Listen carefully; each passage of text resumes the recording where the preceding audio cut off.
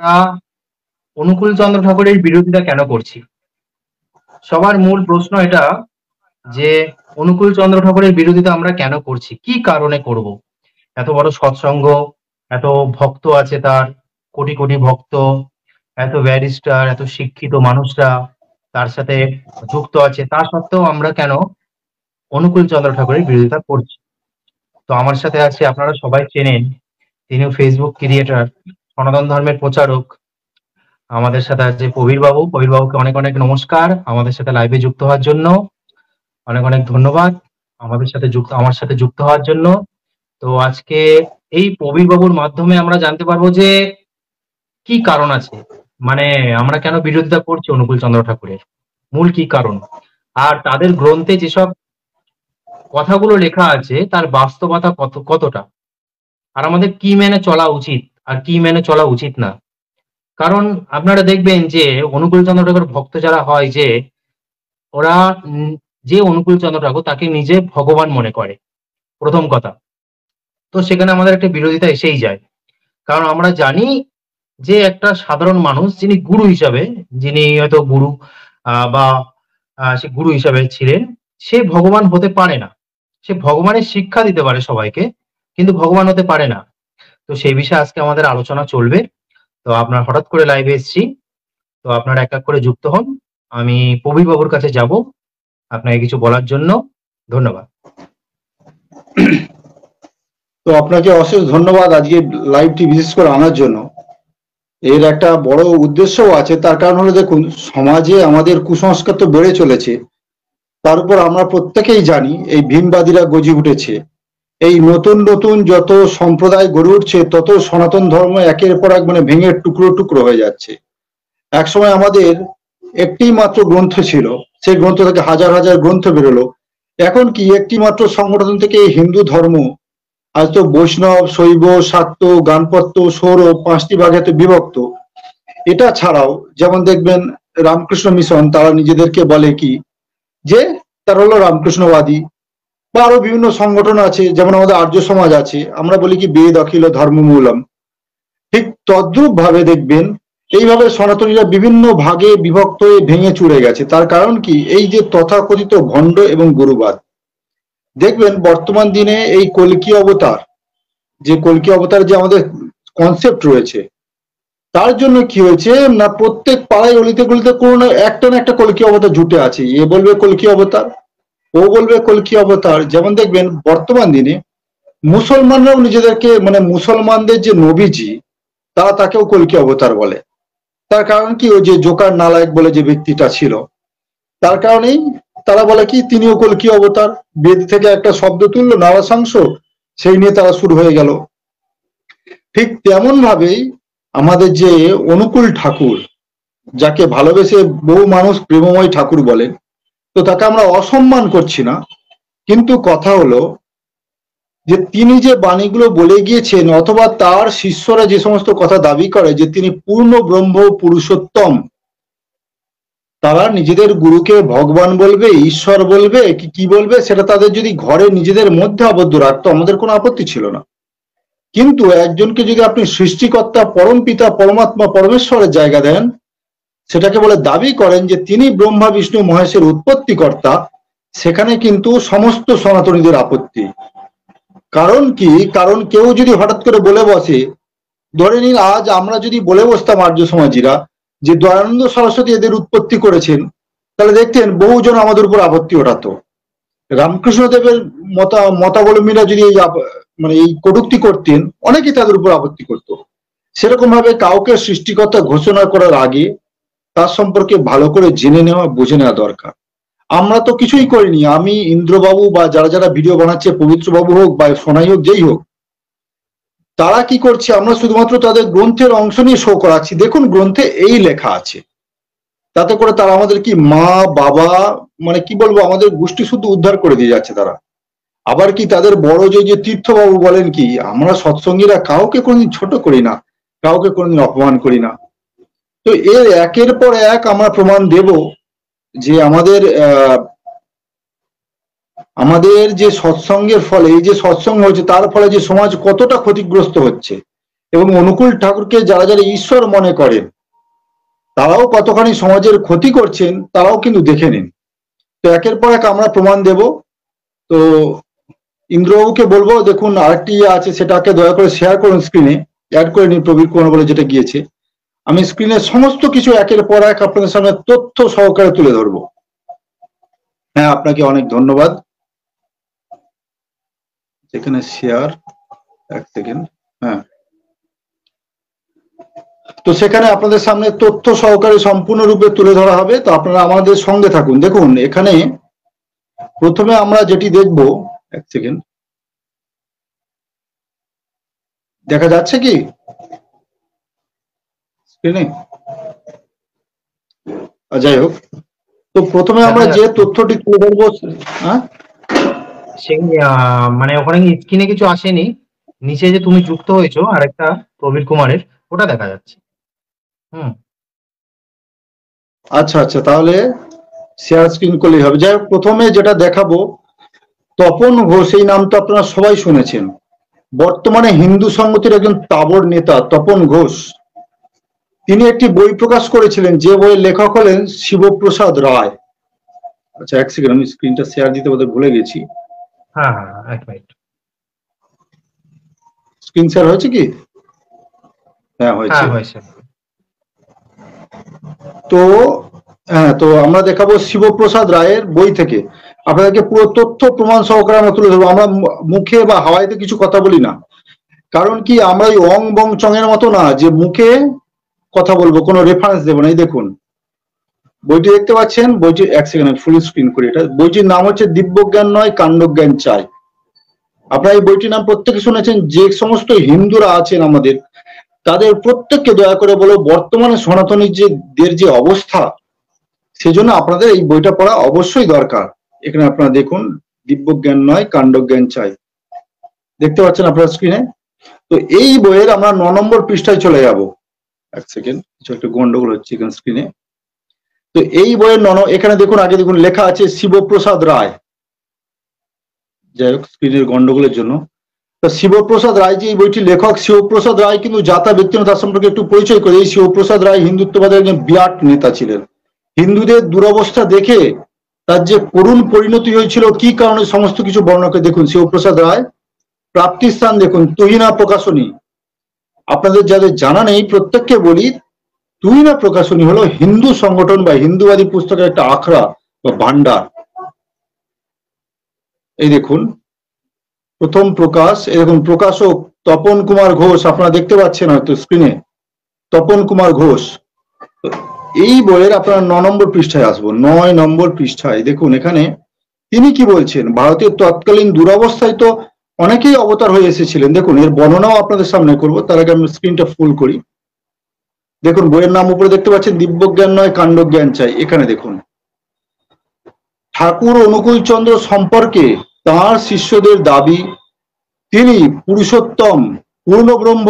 তিনি বহু শিষ্যকে বলেছেন সব ধর্মই সমান, কিন্তু পাকিস্তান হবার আগেই তিনি সৎসঙ্গের মূল আশ্রম পাবনা ছেড়ে পালিয়ে এলেন দেওঘরে। দেখুন এখানে কিন্তু আমরা বললেই তিনি পাবনা ছেড়ে দেওঘরে পালিয়ে এসেছেন, এখানে বড় একজন হিন্দুবাদী নেতা তিনি বলেছেন। আমাদের ছোটখাটো কোনো ব্যক্তির কথা না। শিবপ্রসাদ রায়, শিবপ্রসাদ রায়ের হয়তো অনেক, যারা আজকাল অনুকূল ঠাকুরের যে সমস্ত ছেলেরা এসে বড় বড় ফটর ফটর করে, তারা তার পায়ে ধুলোর যোগ্য না। সেই ব্যক্তি বলেছিলেন এই কথা। দেখুন পালিয়ে এলেন দেওঘরে, তার দিব্যজ্ঞান তাকে দিয়ে অনেক উদার মহৎ কথা বলিয়েছে, কিন্তু কাণ্ডজ্ঞান বলেছে যা পালা হিন্দুস্থানে, মানে ভারতে, যেখানে হিন্দু বেশি আছে তাকে পালাতে বলেছেন। তোর ব্রহ্মের শক্তি দিয়ে তুই এখানে আত্মরক্ষা করতে পারবি না, মানে তার যে ক্ষমতা সেটা দিয়ে তাকে, সে নিজেকে আত্মরক্ষা করতে পারবে না। 1946 সালে যে সময় নোয়াখালী ইত্যাদি জায়গায় দাঙ্গা হচ্ছে, দ্য গ্রেট ক্যালকাটা কিলিং এর মতো ঘটনা ঘটছে, সেই সময়কার ঘটনাটা দেখুন। তারপর লিখেছে, তাই কাল বিলম্ব না করে তিনি পালিয়ে এলেন। হিন্দুর সংখ্যা কম হয়ে গেলে পূর্ণব্রহ্মেরও মর্যাদা থাকে না। এই সরল সত্যটা ঠাকুরের শিষ্যদের সর্বাগ্রে বুঝতে হবে। দেখুন এখানে কত গুরুত্বপূর্ণ সন্দেশ আমাদের শিবপ্রসাদ রায়জি দিলেন, কি তোমার পূর্ণব্রহ্মের শক্তি দিয়ে তুমি নিজেকে রক্ষা করতে পারবে না। এখানে একটি প্রশ্ন ঠাকুরের শিষ্যদের উদ্দেশ্যে, যে ঠাকুর যদি পূর্ণ ব্রহ্ম পুরুষোত্তম পরমাত্মা পরমেশ্বর হবেন, তাহলে কেন তিনি ভারতকে সেই সময় স্বাধীন করতে পারলেন না? কেন লাখো লাখো মানুষ প্রাণ দিল? কেন লাখো লাখো বীর বীরাঙ্গনারা প্রাণ দিল? কেউ ফাঁসিতে ঝুললো, কেউ শহীদ হলো, কেউ গুলি খেলো। কেন মাস্টারদা সূর্য সেনকে মেরে মেরে তার দাঁত ভেঙে দেওয়া হয়েছিল? কেন তার নখগুলো উবড়ে নেওয়া হয়েছিল? কেন সুভাষচন্দ্র বসুকে আজ মানে দেশ ছেড়ে অন্য জায়গায় গিয়ে যেতে হয়েছিল, অন্যান্য দেশে যেতে হয়েছিল ভারতের স্বাধীনতা লাভের জন্য? বলতে পারবে এই পূর্ণব্রহ্ম ঠাকুরের শিষ্যরা? আরে ওরা বড় বাতেলা ঝাড়ে সুভাষচন্দ্র বসু নাকি তাকে গুরু রূপে মেনে নিয়েছে, এরকম এরকম বাতেলা। আরে ভাই, তোমাদের গুরু যদি পূর্ণ ব্রহ্ম পুরুষোত্তম হন, পরমাত্মা হন, তাহলে ভারতকে তো চুটকিতে স্বাধীন করে দিতে পারতেন। কোথায় তখন ঘুমোচ্ছিল তোমাদের গুরু? না ঘুমোচ্ছিল নাকি গড়গড়া কলকাতা আনছিল, মুকুট আনছিল বসে বসে? এত লক্ষ লক্ষ মানুষের উপর অত্যাচার হচ্ছিল, নরনারীর উপর, তোমাদের দেখতে পাইনি? চোখ বুঝে অন্ধ হয়েছিল নাকি জেগে ঘুমিয়েছিল তোমাদের ঠাকুর? বড় বড় বাতেলা এসে ফেসবুকে এসে বড় বড় বাতেলা। আজকে ইন্দ্রবাবু আপনি হয়তো জানেন না, আমি ওদের এক ব্যক্তিকে সমত তীর্থবাবু কিছু একটা নাম হবে, ওনাকে বললাম যে আপনাকে ওপেন চ্যালেঞ্জ করছি, অনুকূল ঠাকুর ঈশ্বর এই বিষয়ে ডিবেট হোক। উনি লিখলেন কি, উনি ইংরেজিতে আমাকে চ্যালেঞ্জ জানালেন যে ডিবেট হলে ইংরেজি ভাষায় হবে, আর দ্বিতীয় কথা হলো সামনাসামনি হবে। আমি বললাম আপনি সব বক্তব্য দিচ্ছেন বাংলায়, ভিডিও করছেন বাংলায়, পোস্ট করছেন বাংলাতে, কথা বলছেন বাংলায়, আপনি নিজে বাঙালি, কিসের জন্য ইংরেজি ভাষায় হবে? শাস্ত্রার্থ করে নিয়ম উনি জানেন যে ইংরেজি ভাষায় ডিবেট হবে, কিন্তু ইংরেজি ভাষায় আমরা কেন ডিবেট করতে যাবো? যে বিদেশি ভাষায়, আমাদের দেশের মাতৃভূমির মাতৃভাষা থাকতে আমরা অন্য ভাষায় কেন করব? উনি সেটাও সামান্য ওনার জ্ঞান নেই। এবার দেখুন আরো অনুকূল চন্দ্র ঠাকুর কি ইংরেজ ছিল নাকি? ইংরেজ ছিল কিনা জানি না, তবে ওনার মানে ইংরেজদের প্রতি একটু আসক্তি ছিল। কারণ দেখুন, ইংরেজদেরকে উনি প্রশ্রয় দিয়েছেন, তার প্রমাণটা আমি দিচ্ছি এখানে। উনি পূর্ণ ব্রহ্ম পুরুষোত্তম ভগবান ঈশ্বর পরমেশ্বর, তো তার ইচ্ছা ছাড়া তো একটা পাতাও নড়ে না, এটা আমরা সবাই অবগত আছি। তো সেখানে ইংরেজরা যে এত কিছু অত্যাচার করলো ভারত দেশের উপর, সেই পূর্ণ ব্রহ্ম পুরুষোত্তম পরমেশ্বর উপস্থিত থাকতেও তার মানে কি সবই অনুকূল ঠাকুরের ইচ্ছাই হয়েছে। ভারতের যত যত স্বাধীনতা সংগ্রামীরা প্রাণ দিয়েছে তার পিছনে অনুকূল ঠাকুর দায়ী, সোজা হিসেব। বা ভারতের উপর ইংরেজরা যে অত্যাচার করেছে, লাখো লাখো নারীদের মানহানি করেছে, সেটাও অনুকূল ঠাকুরের ইচ্ছা। কারণ কি, তিনি পূর্ণ ব্রহ্ম পুরুষোত্তম। পূর্ণ ব্রহ্ম পুরুষোত্তম চাইলে চুটকিতে সবকিছু শেষ করে দিতে পারতেন, কিন্তু তিনি করেননি। এদের নটাঙ্কিবাজি আমরা অনেক দিন থেকে দেখছি। তো এরপরে আরো একখানি গুরুত্বপূর্ণ আপনাদের সামনে প্রমাণ দেখায়। দেখুন দেখুন, এটা আপনারা দেখতে পাচ্ছেন ছবি। তো এখানে লেখা আছে, সোজা হিসেব লেখা আছে মৌলভী অনুকূল চাচা। তো দেখুন চাচাজির বিষয় এখানে এখানে দেখুন লেখা আছে। ঠাকুর বলছেন কোন গ্রন্থে, এখানে সমস্ত কিছু লেখা আছে। শ্রী শ্রী ঠাকুর ও সৎসঙ্গ সময় সারণী গ্রন্থে 213 নম্বর পৃষ্ঠা।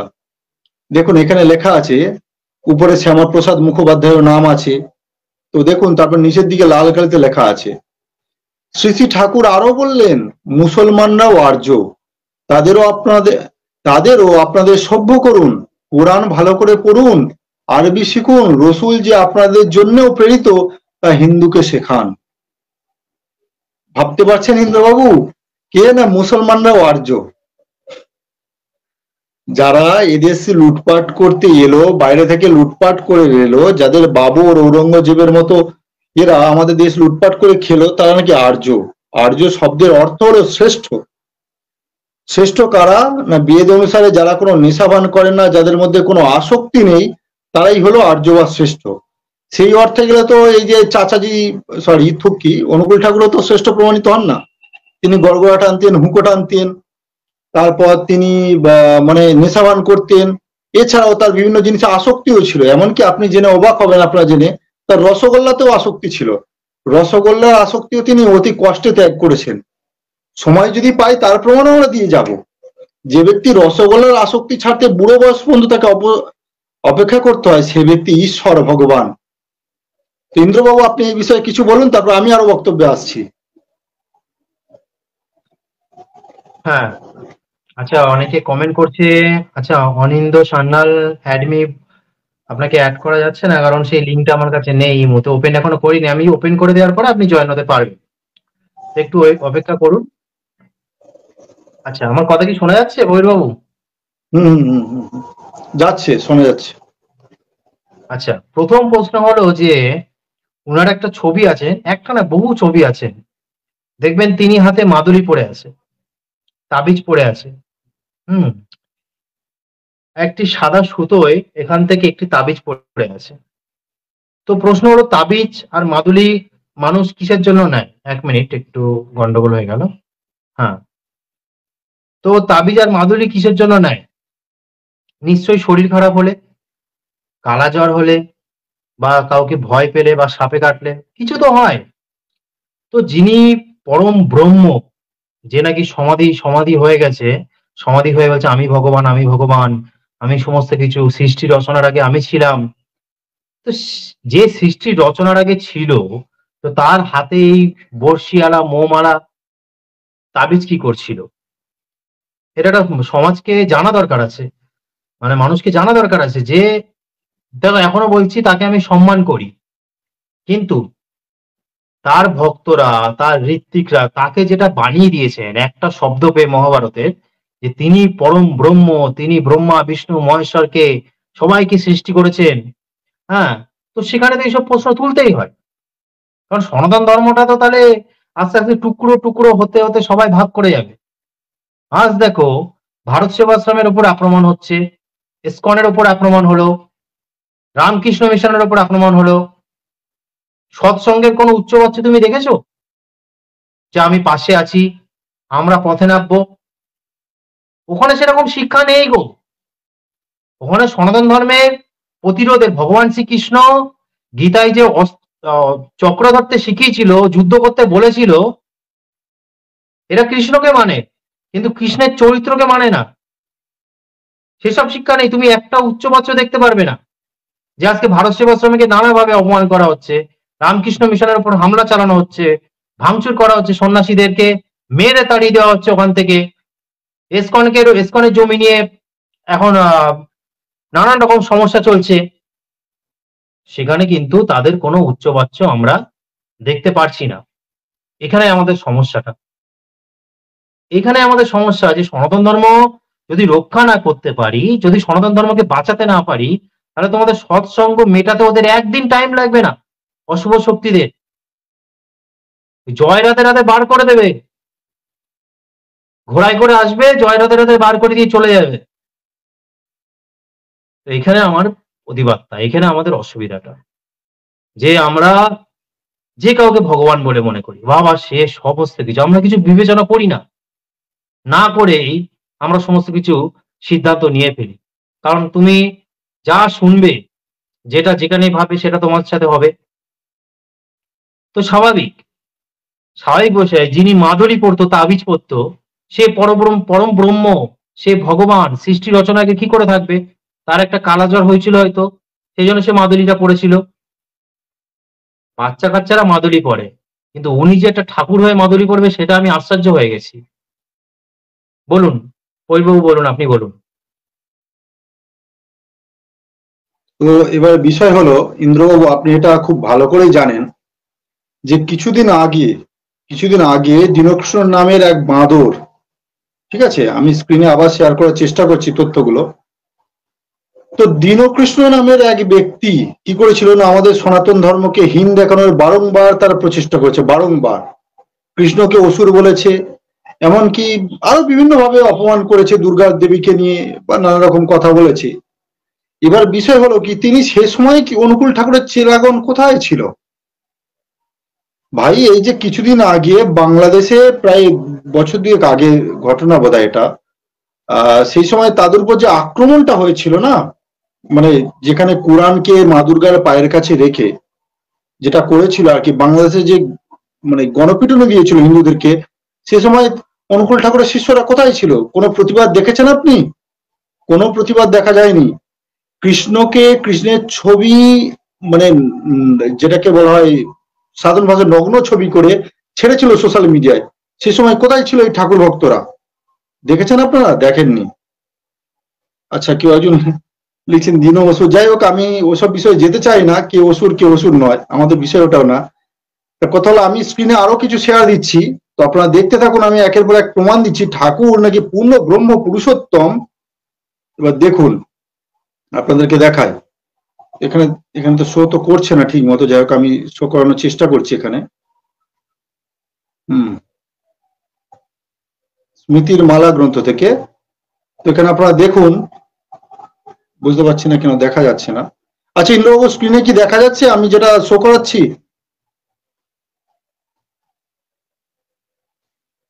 হ্যাঁ হয়েছে কি? হ্যাঁ, হয়ে গেছে। হ্যাঁ হয়েছে। তো দেখুন এটা হলো স্মৃতির মালা গ্রন্থ, ঠিক আছে? স্মৃতির মালা। আমি এখানে একটু বড় করি, তারপর আপনারা বুঝতে পারবেন। এ হচ্ছে স্মৃতির মালা গ্রন্থ, ঠিক আছে? এই গ্রন্থের পৃষ্ঠা নম্বর 87, দেখে নিন আপনারা, পৃষ্ঠা নম্বর 87, 87। তো এই 87 নাম্বার পেজে আপনারা দেখুন, চাঁদ ও প্রশান্ত মহাসাগর, 24শে ডিসেম্বর 1964। দেখতে পাচ্ছেন আশা করি। এখানে ধরুন লেখা আছে, সকালবেলা ঠাকুর নিরাল নিবেশে বসে আছেন। আমরা এখানে কোনো ট্রোল করবো না, কিচ্ছু করবো না, শুধুমাত্র কথাগুলো আমরা তুলে ধরবো। পৃথিবীর সৃষ্টির সম্পর্কে কথা হচ্ছিল। ঠাকুরকে আমি বললাম, ঠাকুর বিজ্ঞান মতবাদে এই যে সূর্যের কাছের দিক দিয়ে একটা বিরাট তারা জাতীয় কিছু যাচ্ছিল, তার আকর্ষণে সূর্যের কিছু অংশ বের হয়ে আসে, এসে সূর্যের চারিদিকে প্রদক্ষিণ করতে লাগলো, সেটাই নাকি আমাদের পৃথিবী। ঠাকুর তা শুনে বললেন, তবে আমার একটা পাগলামি ধারণা আছে। কে বলছে? ঠাকুর। পাগলামি ধারণা আছে। আমার কথা কিন্তু তোমরা সব ধরো না, মানে আমি যে পাগলামি করি সেটা সব কিন্তু তোমরা ধরে রাখবে না। তো ভাবুন কি ধরনের পুরুষোত্তম। আমার মনে হয় পৃথিবীর কাছ থেকে একটা তারা যাচ্ছিল, সেই তারকার প্রবল আকর্ষণ শক্তি পৃথিবীর উপর পড়ল এবং পৃথিবীর একটা বিরাট অংশকে উড়িয়ে নিয়ে গেল। পৃথিবীর সেই শূন্য অংশটাই হলো প্রশান্ত মহাসাগর। তাহলে প্রশান্ত মহাসাগর কিভাবে সৃষ্টি হয়েছে? একটা তারার আকর্ষণে পৃথিবীর কিছু একটা অংশটাকে খাবলা মেরে উড়িয়ে নিয়ে গেছে, আর যে অংশটাকে উড়িয়ে নিয়ে গেল সেটা হলো চাঁদ। দেখুন আপনার স্ক্রিনে দেখতে পাচ্ছেন, তা হলো চাঁদ, লেখাই আছে। তো এবার দেখুন আরেকটু আগে আমি প্রশ্ন করলাম, পৃথিবীর মাটি ও অন্যান্য কিছু সমেত একটা বিরাট অংশকে কি উড়িয়ে নিয়ে গেল? ঠাকুর বলছেন, মাটি নেবে তার মানে কি? তখন যে অবস্থায় যা ছিল তাই নিয়ে গেল, ওইখানে স্থির হয়ে থেকে গেল। কিন্তু এটা আমার কথা। একটু থেমে তিনি বলেন, ছোটবেলায় আমি ধ্যান করতাম, একদিন আমি দেখলাম চাঁদের মধ্যে পাহাড়। যখন চাঁদের মধ্যে হাঁটা যায়, এক একটা স্টেপ বা পদক্ষেপে অনেক দূরে গিয়ে যাওয়া যায়। এক পা হাঁটলে মনে হয় 10 পা হাঁটার মতো জায়গায় গিয়ে গেলাম। চাঁদে গর্তও আছে, গাছও আছে, জন্তুও আছে। তো দেখুন চাঁদে গর্তও আছে, গাছও আছে, আবার জন্তুও আছে। তো এ তো একটা ট্রেলার গেল। এবার আপনাদেরকে স্মৃতির মালা গ্রন্থের আমি 70 নম্বর পেজে নিয়ে যাচ্ছি। তো আপনারা দেখুন এখানে কি লেখা আছে। এক সেকেন্ড, এখানে পেজ নাম্বার 70-এ যেতে হবে। হ্যাঁ, একটা দুটো, তো সেই 70 নম্বর পেজে এলাম। হ্যাঁ, এবার দেখুন আপনারা এখানে কি লেখা আছে, ঠাকুরজি কি বলছেন, শ্রী শ্রী ঠাকুর।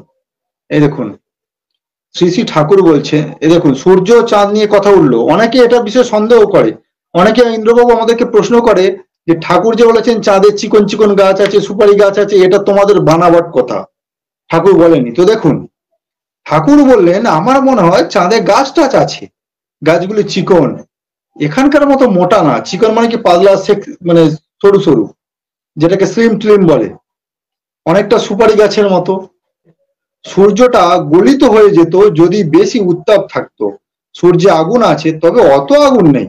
আমরা যে জিনিসটা দেখতে পাইনি, তিনি যেহেতু পূর্ণ ব্রহ্ম পুরুষোত্তম, তিনি তার দিব্য দৃষ্টি দিয়ে হয়তো সমস্ত কিছু তার তো অবলোকনে থাকতো, হতেই পারে, অসম্ভব কিছু না। তা সূর্যের মধ্যে সুপারি গাছ আছে। যারা যারা ঠাকুরের ভক্তরা যারা যারা আক্ষেপ লাগান যে ঠাকুরের যারা নিন্দুক, মানে আমি ইন্দ্রবাবু, পবিত্রবাবু, এই যারা নিন্দুক, যারা আক্ষেপ লাগায়, তারা মিথ্যা আক্ষেপ লাগায়। তো দেখুন মিথ্যা কি সত্য আপনারা দেখে নিন, আপনাদের সামনে পুরো প্রমাণ হয়ে যাচ্ছে। দেখুন এত সুন্দর, ভাবুন, আহা। দেখুন এদের ভণ্ডামো ফাঁস করলে একের পর এক এমন তথ্য দেওয়া যায়। দেখুন আরো কিছু আপনাদেরকে দেখাই, এখানটা আপনারা দেখুন, এই হচ্ছে আলোচনা প্রসঙ্গ। দেখতে পাচ্ছেন আপনারা আলোচনা প্রসঙ্গ, এখানে দেখুন শ্রী শ্রী ঠাকুরের গড়গড়া টানা। দেখুন আলোচনা প্রসঙ্গ, এক সেকেন্ড আমি দেখিয়ে দিই। আলোচনা প্রসঙ্গে 215 নম্বর পৃষ্ঠা। দেখুন ঠাকুর কি বলছেন, ধর্ম মানে আমি বুঝি তাই করা যাতে আমাদের বাঁচা বাড়া অক্ষুণ্ণ থাকে। এর জন্য গোড়ায় চাই ওই রসুল বা কামেল পীর, তাকে ভালোবেসে তাকে অনুসরণ করে আমরা যখন চলি তখন দুনিয়ার হাজারো রকম টান আমাদের আর বিচ্ছিন্ন করতে পারে না, আমরা বিভ্রান্ত হই না। ভাবুন, যে বাংলাদেশে যাদের কেলানি খেয়ে পালিয়ে এলো তাদের প্রশংসা করছে। এবার দেখুন, হরিপদ দা তামাক সেজে দিলেন। হরিপদ দা, শ্রী শ্রী ঠাকুর যদি অনুমতি করেন একটু তামাক খাই। ওরা এক বাক্যে বললেন হ্যাঁ হ্যাঁ নিশ্চয়ই। ঠাকুর বললেন, নেশাখোর মানুষ কিনা নেশার বস্তু সঙ্গে থাকলে আড্ডাটা জমে ভালো। তো ইন্দ্রবাবু, আপনাকে একটা কথা বলি, নেশা করা হচ্ছে একটা মানে অপবিত্রতার মধ্যে পড়ে। নেশা হলো একটি জঘন্য জিনিস বেদ অনুযায়ী, আর আপনারা অবশ্যই। প্রত্যেকেই জানেন, আর আপনি এটা নিঃসন্দেহে ভালো করেই জানেন যে নেশা করলে মানুষের কি ধরনের ক্ষতি হয়। আপনি এটা ভালো করেই জানেন। আর নেশা করাকে অপবিত্র, যেহেতু আমাদের ধর্মের মূল গ্রন্থ বেদ, আর বেদের যারা উল্টো দিকে যাবে তাদেরকে ত্যায্য করতে বলেছে, অর্থাৎ সেই সমস্ত জিনিস পরিত্যাজ্য। যেমন মনুস্মৃতিতে বলা হয়েছে যে নাস্তিক ও বেদ নিন্দক, মানে কি বেদ নিন্দকদের বলা হয় কি না নাস্তিক। তো এখানে অনুকূল ঠাকুররা কিন্তু নাস্তিক প্রমাণিত হয়ে গেলেন এই বাণীর দ্বারা, পুরোপুরি নাস্তিক প্রমাণিত হয়ে গেলেন। তো আপনি যদি এই বিষয়ে কিছু একটু আলোকপাত করছেন করুন, আবার আমি আলোচনা আগে বাড়বো। আর তিনি নিজেকে বলছেন যে আমি নেশাখোর, তিনি নিজেকে বলছেন নেশাখোর। তাহলে তিনি সমাজকে কি শিক্ষা দেবেন? নেশা করা এখন আমাদের বৈদিক শাস্ত্র তথা শুরু করে এখন সায়েন্স বলছে যে নেশা করার ক্ষতিগুলো কি। সব টবেকোর পেছনে, সব তামাকের পেছনে বড় বড় ছবি লাগিয়ে দিচ্ছে, ছবি লাগিয়ে প্রচার করছে যে খেও না, তোমার ক্যান্সার হবে, টবেকো কজ ক্যান্সার। তাহলে অনুকূল চন্দ্র ঠাকুর নিজে তামাক খেতেন, আবার নিজেই বলছেন যে আমি নেশাখোর। তাহলে তিনি কি শিক্ষা দিয়েছেন? প্রশ্ন এটাই, অনেক প্রশ্ন উঠে আসে। আর আপনি যেটা বললেন যে মানে পালিয়ে চলে আসার কথাটা, ওখানে অনেকজনের দ্বিমত আছে। ওখানে অনেকজনের দ্বিমত আছে যে ওনারা দাবি করে যে যখন তিনি পালিয়ে চলে এসেছিলেন তখন নাকি কোনো দাঙ্গা ফাঙ্গা হয়নি, নাকি স্বাধীনতার আগে নাকি পালিয়ে চলে এসেছিলেন, আর নাকি 1946 সালে নাকি পালিয়ে চলে এসেছিলেন। তো আমি তাকে বললাম, তর্ক হচ্ছিল একজনের সাথে, যে 1946 সালে কি কি দাঙ্গা হয়েছিল তোমার জানা আছে? হিন্দুদেরকে কিভাবে কাটা হচ্ছিল তোমার জানা আছে? বললো না। কি হয়েছে? আমি তাহলে নোয়াখালী দাঙ্গা, ক্যালকাটা কিলিং এগুলো দেখো, দেখো এগুলো, এগুলো তো মূল। ছোট ছোট দাঙ্গা তো অনেক আছে। হিন্দুদেরকে কুচিয়ে দিয়েছে, কোচানো হয়েছে, হিন্দুদের মেয়েদেরকে তাদের উলঙ্গ করে তাদের ব্রেস্ট কেটে কলেজে ঝুলিয়ে দেওয়া হয়েছে। ওপেন রাস্তার মাঝখানে এত এত লাশ জমা গেছিল, এত লাশ জমে গেছিল, সেখানে শকুন পর্যন্ত খেয়ে খেয়ে শকুনের পেট মোটা হয়ে গেছিল। শকুন হিন্দুদের লাশ খেয়ে খেয়ে শকুনের পেট মোটা হয়ে গেছিল, শকুন আর খাচ্ছিল না, মরা শকুন খাচ্ছিল না, এতটাই হিন্দুদের লাশ জমে গেছিল সেই সময়কার। তারা আজ রসুল গীতা লিখছে, তারা আজ মোহাম্মদ কোরআন পড়ো, কোরআন না পড়লে তুমি হিন্দু না, মোহাম্মদের নাম করো, না হলে তুমি হিন্দু না। আবার তার বাণী, তার ভক্ত কিছু আছে, ঋত্বিক আছে, গান করে করে বলে মোহাম্মদের নাম যতই জপি ততই ভালো লাগে, কি জানি কি মধু আছে এই মোহাম্মদের নামে। তাহলে চিন্তা করুন, কাদের বিরুদ্ধে লড়ছি আমরা?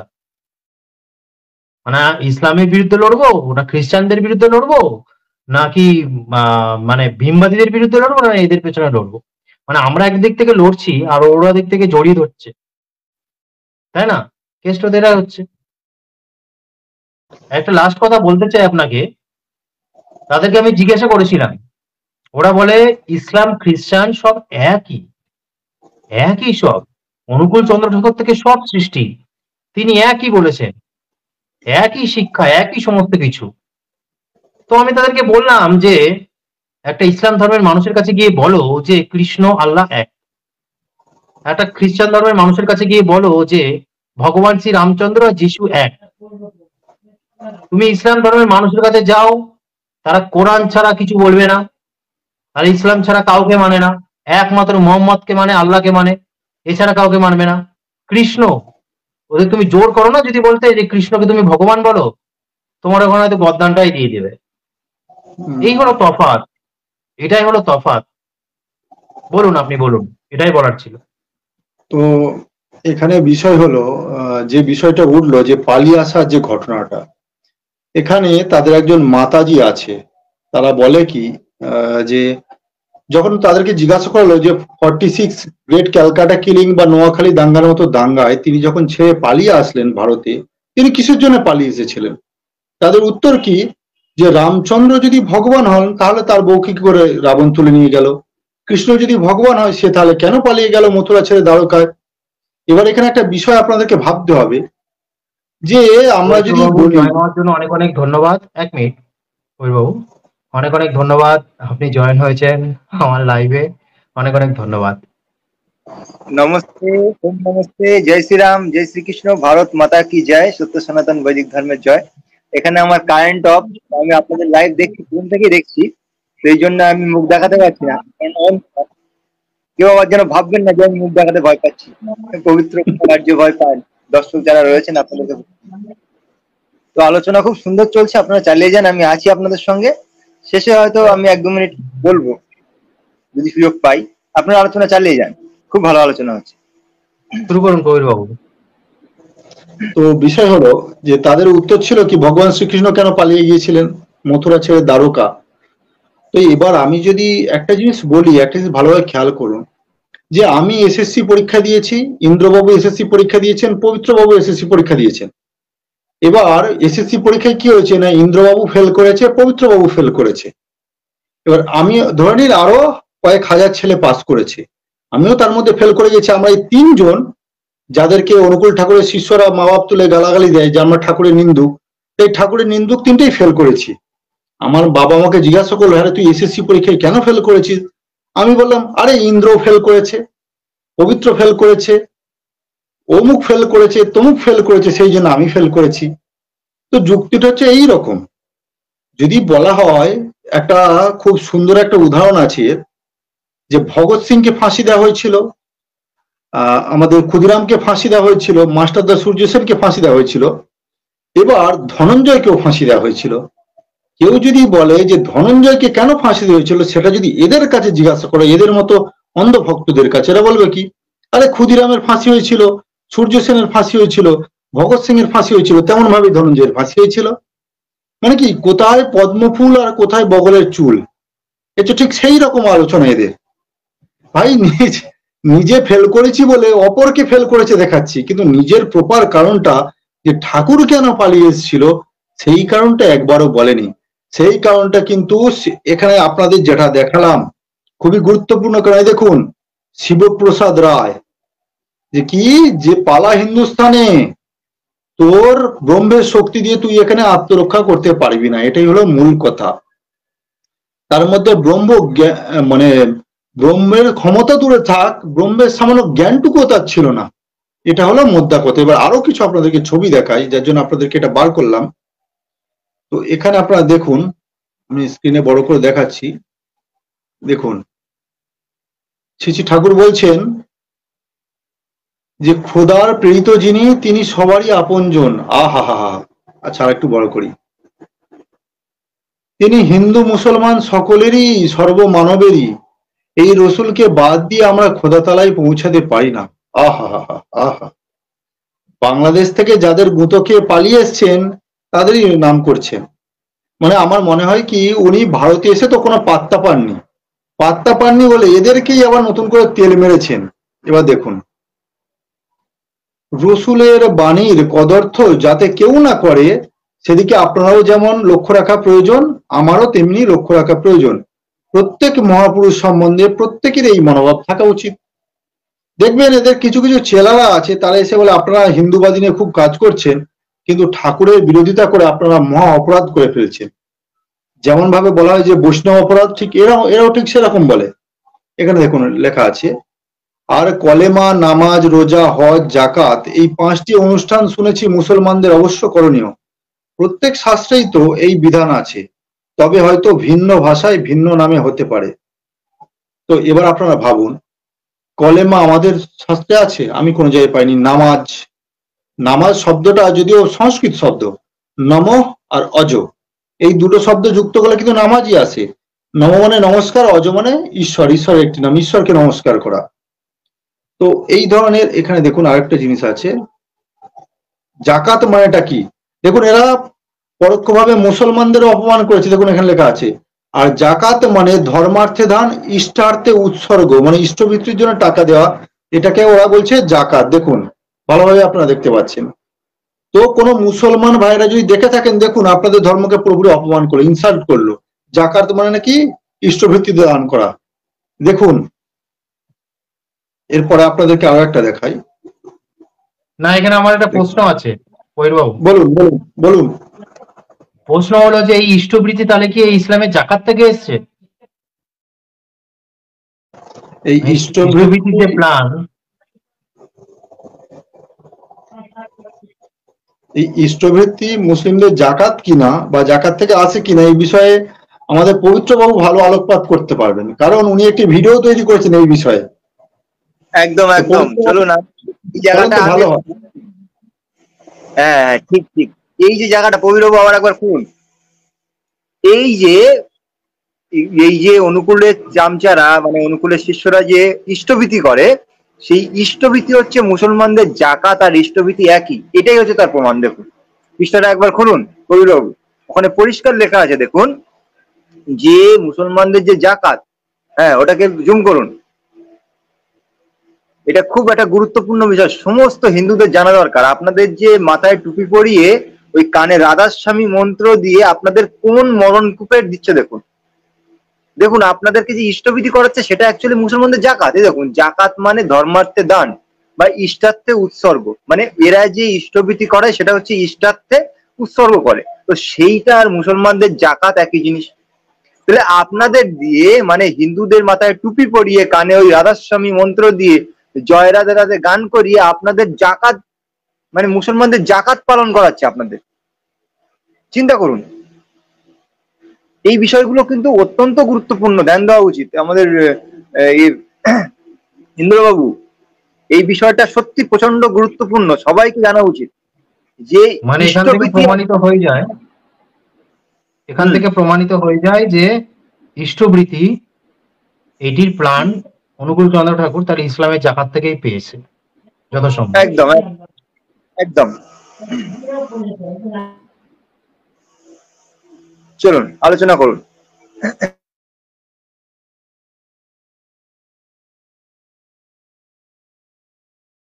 প্রবীর বাবু মিউট আছে। যাই হোক, তো আমরা জানি আমাদের যত যত অবতার পুরুষকে আমরা জানি, যেমন ধরে নিন আমরা শ্রী রামচন্দ্রকে বলি, শ্রীকৃষ্ণকে বলি, এরা কিন্তু শাস্ত্রজ্ঞ ছিলেন, বেদবিদ ছিলেন, শাস্ত্রের বড় বড় পণ্ডিত ছিলেন। আদি শঙ্করাচার্য বলুন বা ধরে নিন আরো যত বড় বড় বিদ্বান রয়েছে, যেমন ব্যাসদেব বলুন, বা ধরে নিন মহাত্মা ঋষি যাজ্ঞবল্ক, গার্গী, মৈত্রেয়ী, অপলা, এই সমস্ত যে ঋষি বা ঋষিকা যারা কিনা বেদবিদ ছিলেন, যারা শাস্ত্রের বড় বড় পণ্ডিত ছিলেন। বর্তমান দিনে আপনারা যদি ভারত সেবাশ্রমের প্রতিষ্ঠাতা প্রণবানন্দজির নাম শোনেন, তিনিও কিন্তু শাস্ত্রের পণ্ডিত ছিলেন। আপনারা যদি আর্য সমাজের প্রতিষ্ঠাতা স্বামী দয়ানন্দজির নাম শোনেন, তিনিও কিন্তু শাস্ত্রার্থ মহারথী ছিলেন, বিরাট পণ্ডিত ছিলেন। তার গুরু ছিলেন বিরজানন্দ সরস্বতী, যিনি কিনা 6 বছর বয়সে অন্ধ হয়ে গিয়েছিলেন, কিন্তু তিনি তার প্রজ্ঞা চক্ষু দ্বারা তিনি কি করেছিলেন, তিনি সমস্ত শাস্ত্রকে অধ্যয়ন করেছিলেন। শুনে শুনে নিরুক্ত, নিঘণ্টু, বৈদিক কোষের মতো বড় কোষ, রামায়ণ, মহাভারত, এমনকি পুরাণাদি যত গ্রন্থ আছে তিনি কণ্ঠস্থ করে ফেলেছিলেন। আর তার তুলনায় ইনি কি, দেখুন উনি কি বলছেন এখানে আলোচনা প্রসঙ্গ, পৃষ্ঠা নম্বর 202, দেখুন পৃষ্ঠা নম্বর 202, এখানে ঠাকুর কি বলছেন দেখুন। শ্রী ঠাকুর, আমি তো শাস্ত্র পড়িনি, নিজের বাস্তব অনুভব বোধে যা বুঝি তা এমনতর। উনি শাস্ত্র পড়েননি, সেটাই এখানে প্রমাণ দিলেন। দেখুন, যিনি শাস্ত্র পড়েননি, শাস্ত্রের স জানে না, তাকে আপনারা বলছেন পরমপিতা পরমেশ্বর। পরমপিতা পরমেশ্বর কি, তিনি বেদের জ্ঞান আমাদের দিয়েছেন, অর্থাৎ শাস্ত্র জ্ঞান যিনি আমাদের দিয়েছেন। আর যে ব্যক্তি শাস্ত্র পড়েনি তার সঙ্গে সেই বেদের পরমাত্মা তুলনা করার কোনো মানে হয় কি? কোনো মানে হয় না। এই দেখুন, এই ছবিটা না দেখুন, একটু ভালো করে দেখুন ছবিটা। চেহারাটা দেখতে পাচ্ছেন আপনারা? চেহারাটা দেখতে পাচ্ছেন? তাই কোনো যোগী ব্যক্তি যারা ধর্মপথে বিচরণ করেন, যারা যোগী যাদের বলা হয়, তারা না তো বেশি আহার করেন না তো কম আহার করেন। দেখুন অবস্থাটা দেখুন একবার। গায়ে গায়ে দেখুন পৈতেও আছে, দেখুন পৈতে, গায়ে পৈতে থাকা সত্ত্বেও উনি কি করতেন না জাকাত। সত্যি এর ছাড়া বড় লজ্জার আর এর ছাড়া হীন কি হতে পারে? যেখানে দেখুন ওর প্রসঙ্গে আমি যদিও আসতে চাই না, যে বর্তমান সময় কি হচ্ছে না হিন্দুদেরকে বহু জায়গায় মারার কাটার কথা হচ্ছে। কারা করছে সেটা আপনারা ভালো করে জানেন, নাম বলছি না। তো এখানে দেখুন আলোচনা প্রসঙ্গ পৃষ্ঠা নম্বর 133, সেখানে দেখুন কি ঠাকুর কি বলছেন। মুসলমান ও হিন্দু উভয় এক ও অদ্বিতীয়কে মানে প্রেরিত পুরুষকে, মানে পূর্বর্তন মহানদের, মানে পিতৃপুরুষ ও বংশধারাকে। মূলত উভয়েরই কনসেপ্ট এক। এমন ক্ষেত্রে মুসলমান কৃষ্টি ও হিন্দু কৃষ্টির মধ্যে বিরোধ কিভাবে হয় তা আমি বুঝি না। আমি বুঝি আমি যদি রসুলকে ভক্তি করতে না পারি তাহলে আমার হিন্দুত্বেরই অবমাননা হয়। এবার এখানে একটা বিষয় কি, যে হিন্দু আর মুসলমান দুজনের ধারণা এক। ভাই হিন্দুদের ধারণা, হিন্দুরা মূর্তি পূজা করে, মুসলমানরা মূর্তি পূজা করে? করে না। হিন্দুরা পিতামাতার চরণ ছুঁয়ে প্রণাম করে, বাবা মায়ের চরণ ছুঁয়ে প্রণাম করে, ওরা করে? করে না। তাহলে ভাই কি করে এক বলছেন আপনারা? হিন্দু ধর্মে, সনাতন ধর্মের ঈশ্বর হলেন এক এবং অদ্বিতীয়, তাকে বিভিন্ন নামে ডাকা হয়। কিন্তু আপনারা কোরআনটা একটু ভালোভাবে পড়বেন তো, সেখানে আল্লাহকে আল্লাহ এক আল্লাহ না বহু আল্লাহর কথা আছে। সেখানে বলা হচ্ছে কি আল্লাহ সিংহাসনে বসেন, আরো সে কোথায় না 7 নম্বর আকাশে। কিন্তু সনাতন ধর্মে যিনি ঈশ্বর তিনি তো সর্বব্যাপী, এমন কোনো স্থান নেই যেখানে তার অস্তিত্ব নেই। অর্থাৎ ঈশ্বর রহিত কোনো স্থানই নেই। সেখানে আল্লাহ 7 নম্বর আকাশে বলছেন তিনি সর্বব্যাপী, তার সঙ্গে তুলনা কি করে হয়? তো এবার দেখুন আমি একটি ছোট্ট কথা বলে আমি ইন্দ্রবাবুর কাছে আসবো। আর একটা জিনিস দেখায় আপনাদের, হ্যাঁ এই দেখুন, উনি যদি সত্যি যদি বিষ্ণুর অবতার হবেন, এই দেখুন এটা বইয়ের নাম লিখে দিই, আলোচনা প্রসঙ্গ 2রা অগ্রহায়ণ 1356 শুক্রবার, ইংরেজি তারিখটা দেখুন 18/11/1949, ঠিক আছে? এই দেখুন উমাশঙ্কর দা দুঃখ করে বললেন আমি নাম টাম করি কিন্তু শব্দজ্যোতির অনুভূতি হয় না। শ্রী শ্রী ঠাকুর বললেন শব্দজ্যোতির লোভ করো না, নাম করে যাও, নাম বাড়লে আপনি সব আসবে। আর নিরক পরক করতে হয়। দেখুন এখানে কিন্তু উনি একটি ভালো কথা বললেন, নিরক পরক করতে হয় মানে কি যাচাই বাছাই করতে হয়, নিজেকে নিয়ন্ত্রণ করতে হয়। বাহ, এটা খুবই ভালো কথা, খুবই প্রশংসনীয়, এখানে ঠাকুরকে হ্যাটস অফ।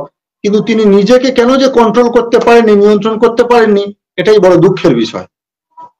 নিজেকে কেন যে তামা হুক্কাখোর কেন বানিয়েছেন, এটা আমাদের সত্যি মানে দেখুন অনুভূতির প্রলোভন, ব্রহ্মলাভের প্রলোভন, এগুলি লাভের পথে অন্তরায় স্বরূপ। তো এখানে আমি আসছি না, মূল বিষয়ে আমি আসি, একটু ছোট করে দেখুন। কতবার বিষ্ণুমূর্তি দেখেছি, তার চার হাতে শঙ্খ চক্র গদা পদ্ম, টানা টানা চোখ, দেহের ভিতর থেকে একটা গোলাপি আবার ঠিকরে বেরোচ্ছে, কানে কুণ্ডল, বীর্যমাল, স্নেহল মূর্তি, রংটা যেন ঘাসের মতো, আমার দিকে চেয়ে কেবল হাসে আর হাসে, আহা হাসে আর হাসে, রংটা যেন ঘাসের মতো। আচ্ছা এটা হলো। আমি জিজ্ঞাসা করি আকুলি বিকুলি করে বলি আমার কষ্টের সময় আসবে তো, তখন সে মূর্তি মধুর হাসে আর ঘাড় নাড়ে। ভাবুন উনি নাকি বিষ্ণুর অবতার, ভাবতে পারছেন একবার এ কি ধরনের পাগলের প্রলাপ। ইন্দ্রবাবু আপনি যদি এই বিষয়ে কিছু বলতে চান তো বলুন। আমি তো শুনছি আর মাথা খারাপ হয়ে যাচ্ছে। মানে এতটা আমিও পড়িনি এখনো, তো আপনি যা দেখাচ্ছেন শুনছি মাথা খারাপ হয়ে যাচ্ছে। তো যাই হোক, যেটা বলার যারা ভাবছে যে বিষ্ণুর অবতার বা পরম ব্রহ্ম, হ্যাঁ, তো আপনারা নিশ্চয়ই এইসব জিনিসগুলো থেকে আপনারা পরিষ্কার হতে পারেন যে এগুলো কি করে সম্ভব। এসব জিনিসগুলো থেকে পরিষ্কার হতে পারেন আপনারা। এটুকুনি বলবো, যারা ধর্ম রক্ষার কাজ করে না, যারা ধর্ম প্রচারের কাজ করে না, শুধু দীক্ষা দিয়ে জোর করে দীক্ষা দেবে। যেমন আমাকে কমেন্ট করছে যে, এই অর্ঘ কমেন্ট করেছে এখানে যে আমাকে জোর করে দীক্ষা দিয়েছে। এই যে এর কাজই এই, নানান রকম ভোল ভালিয়ে দীক্ষা দেবে আর ব্যাস শুরু করে দাও ইষ্টবৃত্তি করা। শুরু করে দাও কালকে সকাল থেকেই। কে কত ইষ্টবৃত্তি করতে পারো? 5 টাকা 1 টাকা চাল থেকে শুরু, 100 500 200 যত করবে তত পুণ্য। এই হলো ব্যাপার। বেদে কোথাও লেখা, আমি তো জানি না যে বেদে কোথাও লেখা আছে যে ইষ্টবৃত্তি করো। ইষ্টবৃত্তি যদি, আমি আগের দিন একটা লাইভে বলেছি যে ইষ্টবৃত্তি যদি করতে হয়, আপনি ছাড়তে পারছেন না, ভালো লাগে, এটা একটা ভালো জিনিস, ভালো প্র্যাকটিস, সেটা আপনি নিজের পিতামাতার জন্য করুন। পিতামাতার জন্য করুন, একসময় দেখবেন অনেকটা টাকা হয়ে যাবে, অনেকটা ব্যালেন্স হয়ে যাবে, সেই টাকা দিয়ে আপনি নিজের পিতামাতার শখগুলো পূরণ করতে পারবেন। এটা বলেছিলাম। বলুন, তারপরে বলুন আপনি। ও একটা এক মিনিট। প্রমাণ সহ দেখাই, প্রমাণ সহ আমরা উপস্থাপন করে করে দেখাই, বইয়ের পৃষ্ঠা খুলে খুলে। তাহলে আমরা কি করছি না, ধর্মের মানে ধর্মকে যারা অবহেলা করছে, ধর্মকে নিয়ে যারা মানে ব্যবসা করছে, আমরা তাদের সেই সব পাখণ্ডদের পর্দাফাঁস করছি। তাহলে এখানে আমাদেরকে আপত্তি করা মানে কি দাঁড়ালো? আমাদেরকে আপত্তি করা মানে এটাই দাঁড়ালো, যারা পাখণ্ডীদের পছন্দ করে, যারা আমাদের ধর্মকে রক্ষা করার কাজে লাগে না, তাদের আপনারা সাপোর্ট করছেন। এবার আপনার টাইটেল যে দাস লেখা রয়েছে ওখানে, আপনাকে এই দাস বানিয়ে রেখেছে কারা জানেন? এই যে অনুকূল ঠাকুরের ছবি এখানে দেখতে পাচ্ছেন, এই হচ্ছে ব্রাহ্মণ্যবাদ। এই ব্রাহ্মণ্যবাদের কথা হলো, এগুলো ক্লিয়ার হয়ে যান। এদের কথা হলো যারা শূদ্র, তারা চিরজীবন শূদ্র থাকবে, তারা কোনোদিন ব্রাহ্মণ হতে পারবে না। আর ব্রাহ্মণের সন্তান, সে যদি মদমাতাল হয়, তো সে ব্রাহ্মণ বলেই তাকে গণ্য করা হবে, তাকে দিয়ে পূজা অর্চনা করানো হবে। যে এই অনুকূল ঠাকুর যাকে বলা হচ্ছে, এরা আমাদের প্রথমত দেখতে হবে যে ধর্মকে রক্ষা করার জন্য কারা কাজ করেছে। কেননা ধর্মকে যারা রক্ষা করার জন্য কাজ করেছে তাদের ভ্যালু আছে ধর্মে। যারা ধর্মকে রক্ষা করার জন্য কাজ করেনি তাদের কোনো ভ্যালু নেই। দেখুন, বিশ্ব হিন্দু পরিষদ থেকে শুরু করে যতগুলো এই বজরং দল পর্যন্ত যত সংগঠন রয়েছে, তারা ধর্মের জন্য প্রতিনিয়ত কত প্রাণ যাচ্ছে, কত প্রাণের বলিদান যাচ্ছে। কত কত আমাদের যে বজরং দলের কত ছেলেদের আমাদের প্রাণের বলিদান গেল, বিশ্ব হিন্দু পরিষদের গেল। তো এই যে এদের বলিদান যাচ্ছে কেন, এর কারণটা কি? এর কারণ হচ্ছে এরা ধর্মকে রক্ষা করার কাজ করছে। আর এই রক্ষা করার কাজ কেন করতে হবে? আমাদের ভগবান শ্রীকৃষ্ণ বলছেন কি, যে यदा यदा हि धर्मस्य ग्लानिर्भवति भारत अभ्युत्थानम् अधर्मस्य तदात्मनं सृजाम्यहम् परित्राणाय साधूनां विनाशाय च दुष्कृतम् धर्म संस्थापनार्थाय সম্ভবামি যুগে যুগে। তাহলে শ্রীকৃষ্ণ বলছেন কি, ধর্মকে রক্ষা করার প্রয়োজন, আর ধর্মকে তিনি রক্ষা করেও গিয়েছেন প্র্যাকটিক্যালে। তাহলে এরা, আমরা যারা আর্য সমাজী, যারা বিশ্ব হিন্দু পরিষদে রয়েছে, যারা বজরং দল রয়েছে, তারা সবাই কি ধর্মকে রক্ষা করার জন্য কাজ করছি। এবং আমাদের এমন প্রচুর মানে আর্য সমাজীদের বলিদান হয়েছে, প্রচুর প্রচুর বজরং দলের বলিদান হয়েছে, বিশ্ব হিন্দু পরিষদের বলিদান হয়েছে।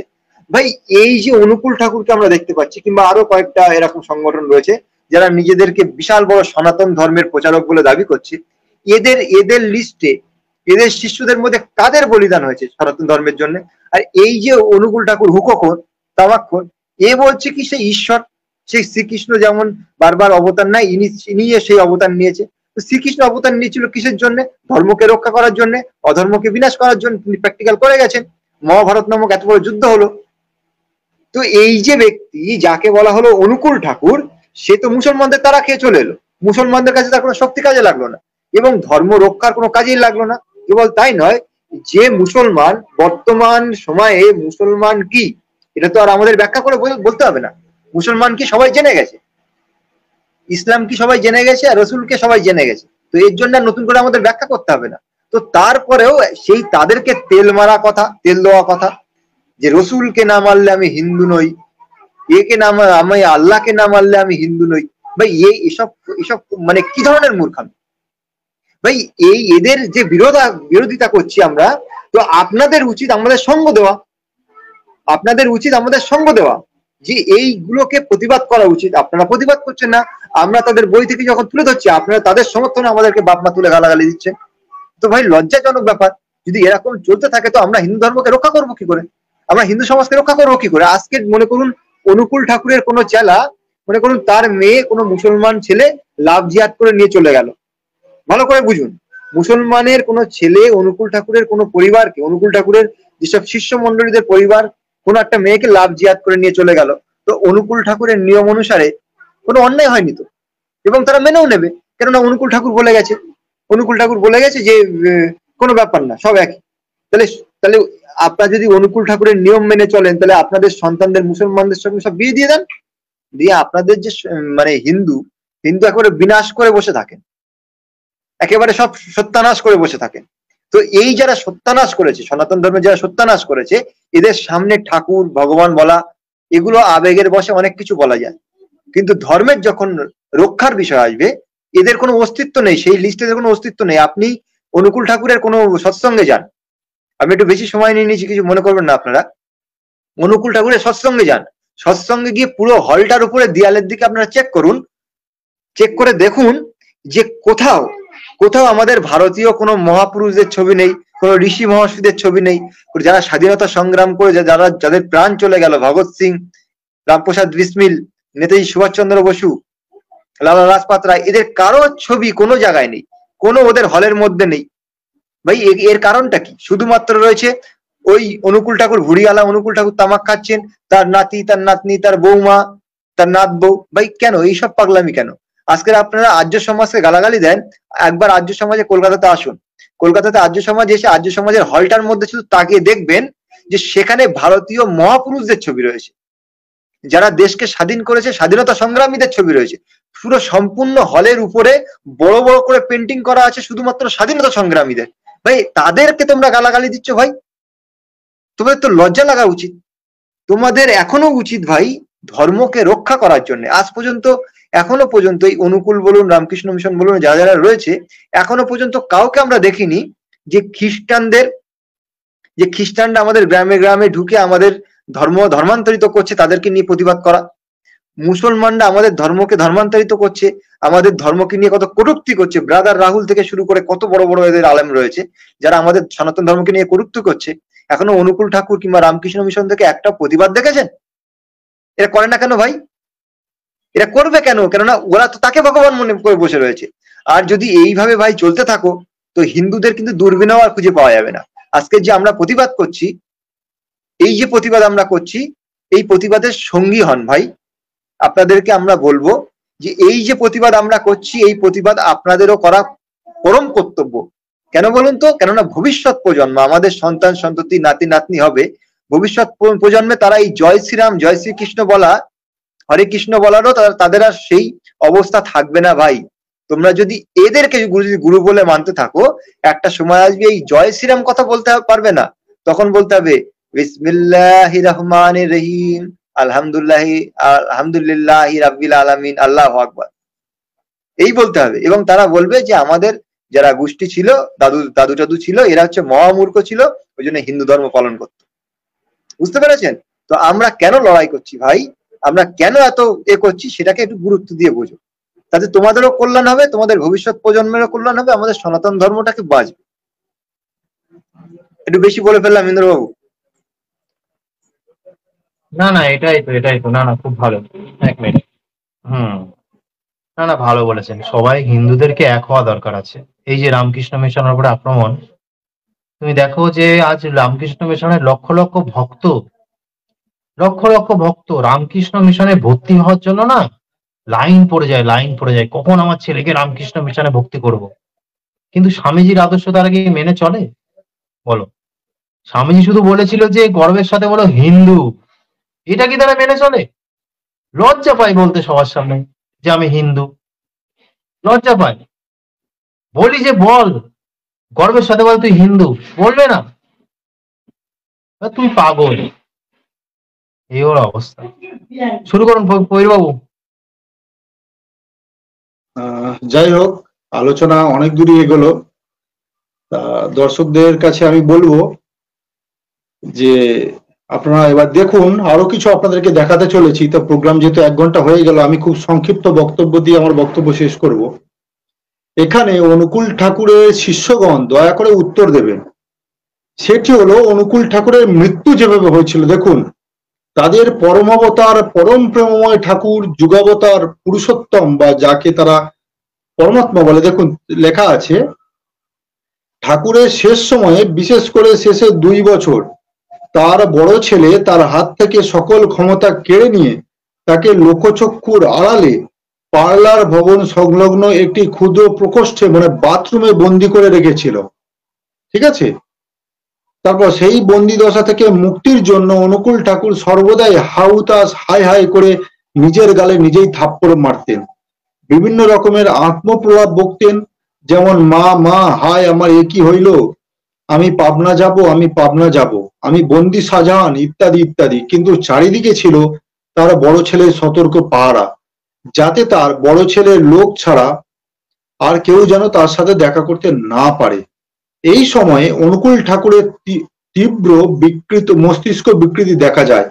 কলকাতা থেকে বিভিন্ন মনোচিকিৎসক এসে তার নিয়মিত চিকিৎসা করত। তো ইত্যাদি ইত্যাদি আরো বিভিন্ন বর্ণনা আছে।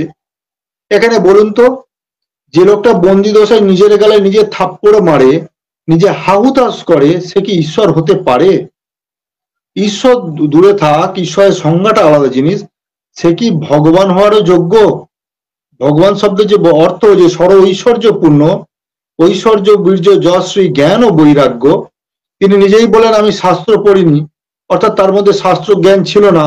এখানে একটা মাইনাস পয়েন্ট। তারপর কি ঐশ্বর্য, সর্ব ঐশ্বর্যে তিনি কি বিবর্ষিত? বিবর্ষিত নয়। বীর্য মানে ক্ষমতা, তার যদি ক্ষমতা থাকতো তার ছেলে তাকে বাথরুমে আটকে রাখতে পারতো। 2 নম্বর পয়েন্ট গেল। 3 নম্বর পয়েন্ট যশ অর্থাৎ কীর্তি। দেখুন তার কীর্তি যত আছে তার ছাড়া তার অপযশ অর্থাৎ অপকীর্তি বেশি, তাকে নিয়ে ট্রোল হয় বেশি। এবার ওই ঠাকুরের একটা শিষ্য বলছিল, আরে ঠাকুরকে নিয়ে ট্রোল হচ্ছে মানে এই তো ঠাকুর যে ভগবান তার প্রমাণ। আরে ভাই, আজকের দিনে ভারতবর্ষে সব থেকে বেশি ট্রোল হয় যাকে নিয়ে, সে হচ্ছে রাহুল গান্ধী। দ্বিতীয় ট্রোল হয় কেজরিওয়াল। তো তাহলে এই 2 ব্যক্তি ভাই ভগবান তোমাদের মতে? ট্রোল হয় বলে। দেখতে পাচ্ছ তোমাদের ঠাকুরের কি অবস্থা, কিভাবে মরেছে। তোমরা ভাই ঠাকুরকে ভগবান?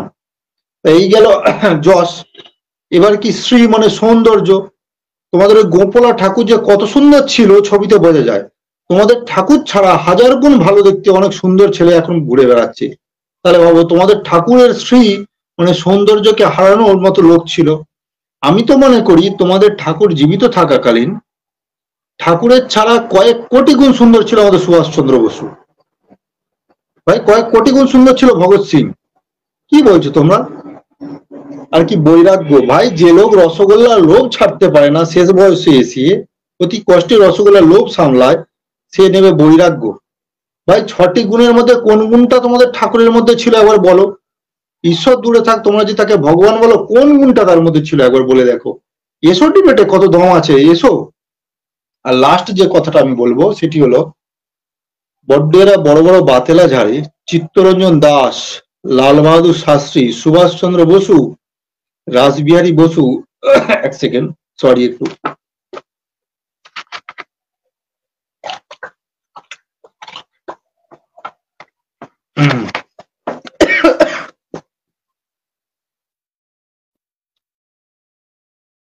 বলুন বলুন, আস্তে আস্তে বলুন বলুন।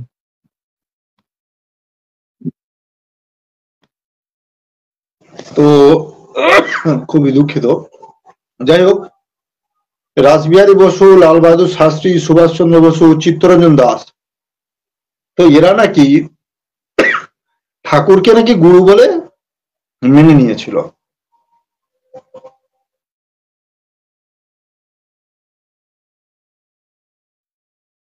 তো বন্ধুরা আপনারা দেখতে পাচ্ছেন তো, আচ্ছা, সর্দার বল্লভভাই প্যাটেল, বিনয় বাদল একজন কমেন্টটা নেব, কারণ অর্ঘ কর্মকার, কারণ ইনি সৎসঙ্গের মধ্যে ছিল, সে বেরিয়ে এসছে। সর্দার বল্লভভাই, বিনয় বাদল দিনে, সূর্য সেন, এনাদের কথাই পবিত্রবাবু বলছিল। তো পবিত্রবাবু, তুমি একটু রেস্ট নিয়ে নাও, আমি কিছুক্ষণ বলে নি, তারপরে তুমি বলো। তুমি একটু জল টল খেয়ে নাও, তারপরে আমি বলছি। তো এটা বাস্তব কথা, এইগুলো আপনাদেরকে জানতে হবে।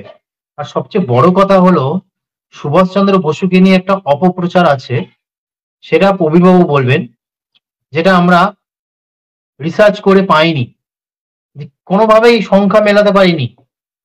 যে সুভাষচন্দ্র বসু তার পার মধ্যে গিয়ে জড়িয়ে লুটিয়ে পড়েছিল, হ্যাঁ, তিনি সমাধিস্থ হতে পারেন, তার সম্মান থাকতে পারেন, সেটা দেখে মানুষ যেতে পারেন। এরকম অনেক মহাপুরুষ আছেন। যেরকম আমরা যদি মতুয়া সম্প্রদায়ের মধ্যে যাই, মতুয়া সমাজের মধ্যে যদি যাই, সেখানে হরিচাঁদ ঠাকুর তার স্কুল জীবন থেকেই যে হরিনাম করতো না তাকে মারত। তারপরে ছিল প্রভুপাদজি, তিনি 40-50 টাকা নিয়ে চলে গেলে একটা সারা এখন সারা বিশ্বে শ্রীকৃষ্ণের নাম হচ্ছে। তো সব মহাপুরুষের নিজের নিজের জ্ঞান থাকে, কিন্তু কেউ বলেনি যে আমি ভগবান। এটাই হলো তফাৎ। শুরু করুন পৈরবাবু। এখানে বিষয় হলো কি, যেমন এই দেখুন একটা বাণী আছে, যে প্রকৃত হিন্দু সেই প্রকৃত মুসলমান। ঠিক আছে, বিষয় হলো কোন মুসলমানের সামনে আপনি গিয়ে এই কথাটা বলে দেখুন যে আপনি প্রকৃত মুসলমান কিনা, দেখুন আপনার কি হাল হয়, দেখুন একবার দেখুন কি। আরেকটা জিনিস কি, আমি যেটা বলছিলাম যে এত যে বড় বড় মহাপুরুষেরা, চিত্তরঞ্জন দাস, সুভাষচন্দ্র বসু, রাসবিহারী বসু বা ধরুন লাল বাহাদুর শাস্ত্রী, এরা নাকি ঠাকুরের শিষ্য ছিলেন, তো ঠাকুরকে গুরুরূপে মেনে নিয়েছিলেন। তো আমি তাদেরকে বলতে চাই, ঐতিহাসিক পুস্তকে বা ইতিহাস পুস্তকে, কোনো অথেন্টিক ইতিহাসকারের লেখা, ঐতিহাসিকের লেখা পুস্তক থেকে আমাদের প্রমাণ দেখিয়ে দিন, তাহলে বুঝবো আপনাদের দম। আপনাদের ওই সৎসঙ্গের চটি বই থেকে প্রমাণ দেখালে কিন্তু আমরা মানব না। আমরা যে যেমন বলি যে রামপ্রসাদ বিসমিল, লালা লাজপত রায়, মদনলাল ধিংরা, শ্যামজি কৃষ্ণ বর্মা, পণ্ডিত গুরুদত্ত বিদ্যার্থী, পণ্ডিত লেখরামের মতো স্বাধীনতা সংগ্রামীরা আর্য সমাজে ছিলেন, আমরা ইতিহাস বই থেকে প্রমাণ দেখিয়ে দেব। তেমন ভাবে আপনাদেরকে ওই প্রমাণটা ইতিহাস বই থেকে দেখাতে হবে যে অনুকূল ঠাকুরকে গুরুরূপে মেনে নিয়েছিলেন, তার চরণে লুটিয়ে পড়েছিলেন। দেখি আপনাদের কত দম। আর হ্যাঁ, আপনাদের আরো একটা ভালো প্রশ্ন, আপনাদের ঠাকুর যদি সত্যি ভগবান হতেন, ঈশ্বর হতেন, তাহলে আমাদের মানে বাংলাদেশে থেকে উনি কি করছিলেন? ভারতে ইংরেজরা অত্যাচার করছিল, সেই সময় কি করছিলেন?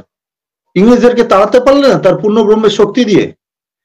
দেখুন, যে যাই পারে বলুন না কেন, সব থেকে বড় কথা হলো হিন্দু সংহতির যে বড় নেতা শিবপ্রসাদ রায়, তিনি যে কথা বলেছেন তার কথা হচ্ছে 100% গুরুত্বপূর্ণ। তার কথার মতো গুরুত্বপূর্ণ কথা, তিনি যে কথাগুলি বলে গিয়েছিলেন, দিব্যজ্ঞান নয় কাণ্ডজ্ঞান চাই। আমাদের হিন্দুদের তো অনেক দিব্যজ্ঞান আছে, কিন্তু বর্তমান সময়ে আমাদের কাণ্ডজ্ঞানের অভাব।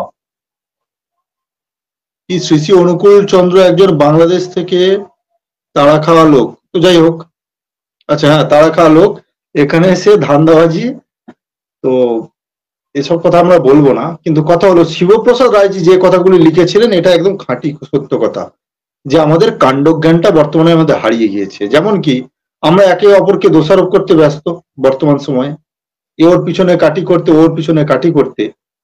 তো সেই রকমই অনুকূল ঠাকুরের যারা ভক্ত আছে, চেলা চামুন্ডা আছে, আমাদের আপত্তি নেই ভাই, তোমরা তোমাদের গুরুকে ভগবান বলো, ঈশ্বর বলো, পরমাত্মা বলো, আমাদের কোনো আপত্তি, সেই বলাটা যেন সার্বজনীন না হয়, যেন অন ক্যামেরায় না হয়, যেন কোনো পুস্তকে লিখে প্রচার না করা হয়। পুস্তকে লিখলে প্রচার করলে আমরা ধরবো। আর দ্বিতীয় কথা, লাস্ট কথায় আসি, অনুকূল ঠাকুরের বিয়ে, এটা একটা মজাদার বিষয়। আমরা যখন প্রশ্ন করেছিলাম ইন্দ্রবাবু, আপনার মনে আছে যে 6টা-7টা বিয়ে, তো বিষয় হলো যে ব্যক্তি নিজের বউয়ের সংখ্যা নিজে মনে রাখতে পারে না, সে আবার পরমাত্মা, সে আবার ঈশ্বর। আমরা জাস্ট প্রশ্ন করেছিলাম, ভাই কি রকম অবতার যে নিজের কটা বউ তার সংখ্যা স্পষ্টভাবে বলতে পারছে না? উত্তর কি এলো, আরে শ্রীকৃষ্ণ 16,108টা বিয়ে করেছে, তার বেলায় ভালো, আর ঠাকুর 6টা-7টা বিয়ে করেছে, সেটার বেলা দোষ। ভাই কোন মহাপুরুষ, কোন ভগবান কি করে গেছেন? আরে ভাই সেই মহাপুরুষ, যে মহাপুরুষের আপনি কথা বলছেন, সেখানে বলা হয়েছে সেই মহাপুরুষ করে আঙুলে গোবর্ধন পর্বত চাগিয়েছিলেন। আপনাদের ঠাকুরের সে ক্ষমতা ছিল? সে ক্ষমতা ছিল আপনাদের ঠাকুরের? সেখানে ওতে লেখা আছে, আপনি যে গ্রন্থ থেকে বলছেন সেই গ্রন্থে লেখা আছে শ্রীকৃষ্ণ 16,108টা রূপে বিভক্ত হয়ে প্রত্যেক রমণীর সঙ্গে রমণ করতেন। আপনাদের ঠাকুর একটা ছেড়ে দুটো হতে পেরেছিল? ফালতু ফালতু টেনে আনছেন। আরে শ্রীকৃষ্ণকে জানুন, বঙ্কিমচন্দ্র চট্টোপাধ্যায় শ্রীকৃষ্ণ চরিত পড়ুন, তাতে তিনি পুরো প্রমাণ করে দিয়েছেন শ্রীকৃষ্ণ, ভগবান শ্রীকৃষ্ণের চরিত্রে একটা কলঙ্ক পর্যন্ত নেই। তিনি জন্ম থেকে মৃত্যু পর্যন্ত কোনো পাপ কাজ করেননি, দ্বিতীয় কথা হলো তার একটা মাত্র স্ত্রী ছিল রুক্মিণী এবং একটা মাত্র পুত্র ছিল প্রদ্যুম্ন। বাকি যে কাহিনীগুলো সেগুলো যে পরবর্তীকালে মেশানো সাহিত্য সম্রাট বঙ্কিমচন্দ্র প্রমাণ করে দিয়ে গেছেন তার উপর কথা অনুকূল ঠাকুরের শিষ্যরা। তবুও যদি আপনারা এই বিষয়ে ডিবেট করতে চান যে শ্রীকৃষ্ণের কজন পত্নী এবং কজন সন্তান ছিলেন, এ বিষয়েও আমরা খোলা মঞ্চে তাকে আহ্বান জানালাম। কিন্তু হ্যাঁ, ওই ফালতু যুক্তি করলে হবে না যে শ্রীকৃষ্ণ পালিয়ে গেছিলেন মানে ঠাকুর পালিয়ে গেছে, শ্রীকৃষ্ণ এত বিয়ে করেছিল মানে এত বিয়ে করবে। তো ভাই সেই হিসেবে ধরলে এই যে রাজা অনেক রাজাদের কথা শুনেছি 40টা 42টা করে বিয়ে করতো, তাহলে ভাবুন। তো অতএব আপনারা সমস্ত আলোচনা থেকে আপনাদের কাছে পরিষ্কার করলাম তিনি ভগবান ঈশ্বর অবতার কোনোটাই নয়, তিনি একজন নিহাতি সাধারণ মানুষ। তিনি শাস্ত্রজ্ঞানী ব্যক্তিও ছিলেন না, তার মনে যেটুকু এসছে তার মানে যে অভিজ্ঞতা আছে সেই অভিজ্ঞতার দ্বারা তিনি কিছু কথা বলে গিয়েছিলেন।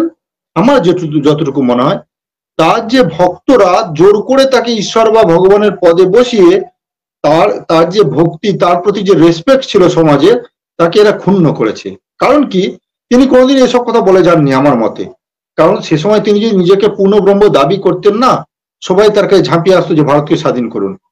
তিনি এসব করেনি। এই সমস্ত তার যে চেলা চামুন্ডা যারা যারা আজকাল মার্কেটে ঘুরে বেড়াচ্ছে, এসব হচ্ছে এই সমস্ত ঠকবাজদের কাজ। ঠাকুর বোধহয় ভালো মানুষই ছিলেন। ইন্দ্রবাবু,